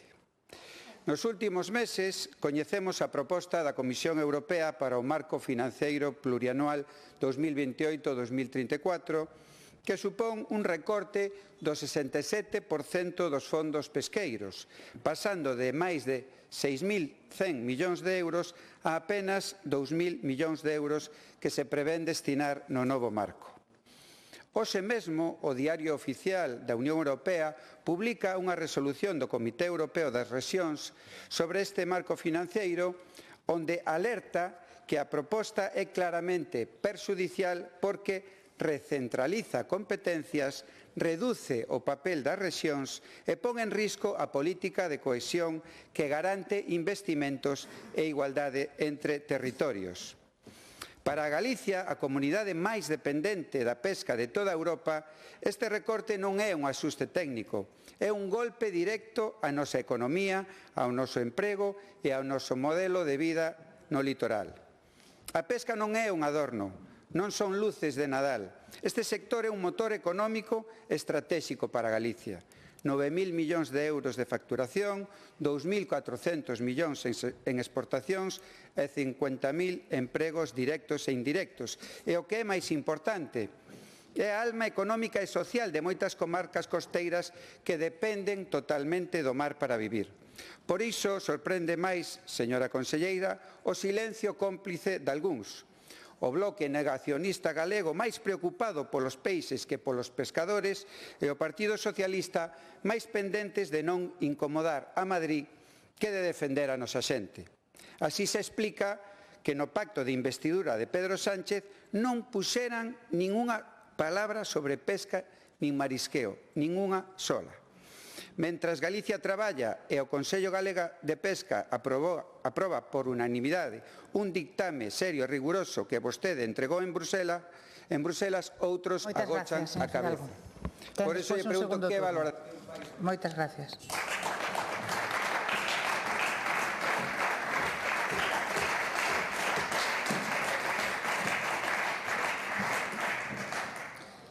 Para darlle resposta, ten a palabra a señora conselleira do Mar, dona Marta Villaverde. Boa tarde, señorías. Señor Fidalgo, pois a proposta do novo marco financiero plurianual é un ataque frontal contra o sector marítimo pesqueiro galego e nacional e de toda Europa. É unha proposta que é imposible de aceptar. Non o digo só eu, digo pois o sector galego, o sector nacional e o sector europeo. E tamén pois todas as forzas políticas aquí representadas. Recollo o sentir do sector expresado, como ben dixo vostede, no dictame do Consello Galego de Pesca, un dictamen que foi elaborado e aprobado pola totalidade dos meus membros a comenzos do mes de outubro, e que foi remitido a todos os grupos parlamentarios desta Cámara e que eu mesma lle entreguei en man pois ao comisario de Pesca e de Océanos, o señor Costas Cádiz, fai 2 semanas en Bruselas, nunha reunión que tivemos. Señorías, a proposta da Comisión é imposible de aceptar. É imposible de aceptar basicamente por 3 motivos que se recollen nese dictame. O primeiro é un motivo de carácter orzamentario. O Fondo da Pesca sufriría pois, ese recorte dese 67% que se traduciría que o montante, a cuantía que se lle destinará á pesca en Europa será de 2.000 millóns de euros. Galicia será a rexión máis perxudicada por ser unha rexión altamente dependente da pesca, xa o dixo vostede, é a rexión pesqueira máis importante de Europa. O segundo motivo é de carácter político. A Comisión Europea renuncia con esta proposta a contar cunha política específica para a pesca. Un sector ao que se lle está a exixir o cumprimento de importantes obxectivos socioeconómicos e ambientais non vai a dispoñer pois, de un orzamento estable e suficiente para poder acadar eses obxectivos e, ademais, se ese fondo de pesca se dilúe nun macrofondo, pois a pesca perderá independencia e perderá visibilidade. Isto conlevará á desaparición dunha política pública que demostrou ser eficaz desde o ano 1993 en termos de competitividade e de sustentabilidade. Por último, o terceiro dos motivos polo que é imposible de aceptar esta proposta da Comisión é por gobernanza, é un tema de gobernanza, xa que serán os gobernos centrais os que decidan a prioridade do gasto e os criterios de reparto. Un sistema de xestión que limitará a participación das rexións no proceso de decisión, quedando o seu papel relegado a meros executores dos fondos que outros pois decidan darnos. Deste xeito, o que debería ser unha gran política europea, pois vais a transformar en 27 pequenas políticas nacionais. E isto vai a comprometer a equidade, a comprometer a igualdade entre Estados, co demandado level playing field. Moitas gracias, señora conselleira. Ten un segundo turno despois.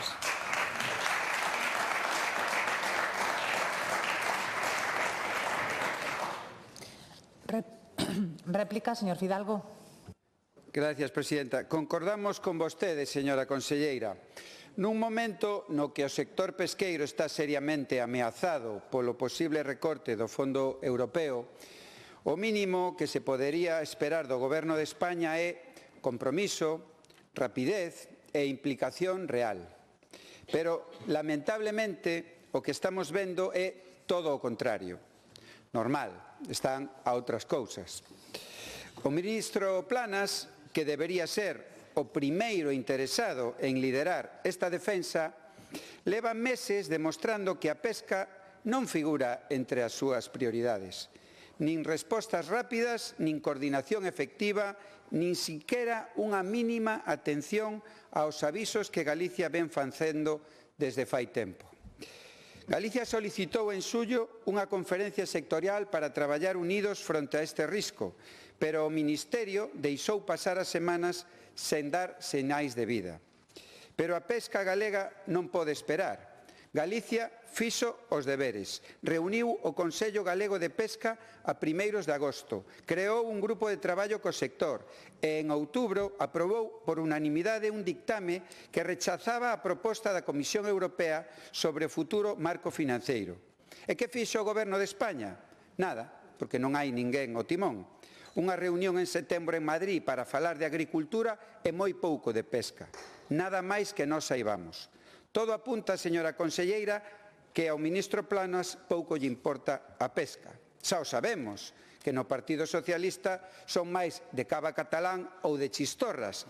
Nós somos máis de peixe e por iso lle pregunto cal é neste momento a resposta real que está recibindo a Xunta por parte do Ministerio para traballar xuntos na defensa dun fondo específico para a pesca a partir de 2028. Moitas gracias. Muchas gracias.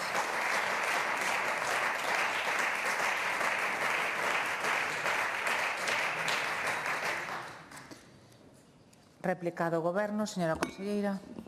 Gracias, presidenta. Señor Fidalgo, pois evidentemente somos conscientes e consideramos que non hai tempo que perder. E no mes de xullo solicitamos ás comunidades autónomas con intereses pesqueiros, solicitámoslle ao ministro Planas pois esa convocatoria desa conferencia sectorial de pesca para artellar unha resposta e unhas accións comuns. Lamento decir que, pois que non tuveron resposta, que simplemente 2 meses despois, en setembro, se conformaron con convocar ese Consello Consultivo de Política Agrícola e Pesqueira para Asuntos Comunitarios.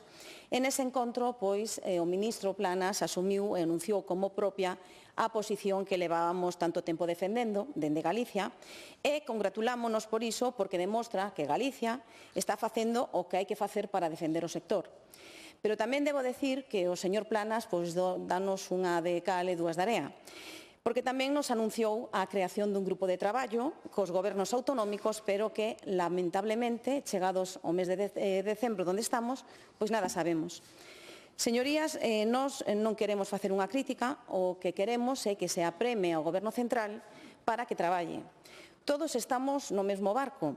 O obxectivo das administracións galega e estatal ten que ser o mesmo, impedir que se elimine un fondo específico para a pesca. Pero para conseguilo, para que a nosa voz sexa máis forte en Europa, temos que sentarnos na mesa a traballar e temos que facelo xuntos e temos que facelo contando co sector. Precisamos, polo tanto, que o Goberno Central siga o exemplo de Galicia, que siga o labor realizado polo Consello Galego de Pesca. Galicia ten a man tendida desde o minuto 1, pero precisamos que canto antes se nos reúna a todas as autonomías para dar pasos conxuntos e defender o que hoxe máis nos preocupa a todos, que o mar teña un futuro digno. Nada máis, e moitas grazas. Moitas gracias.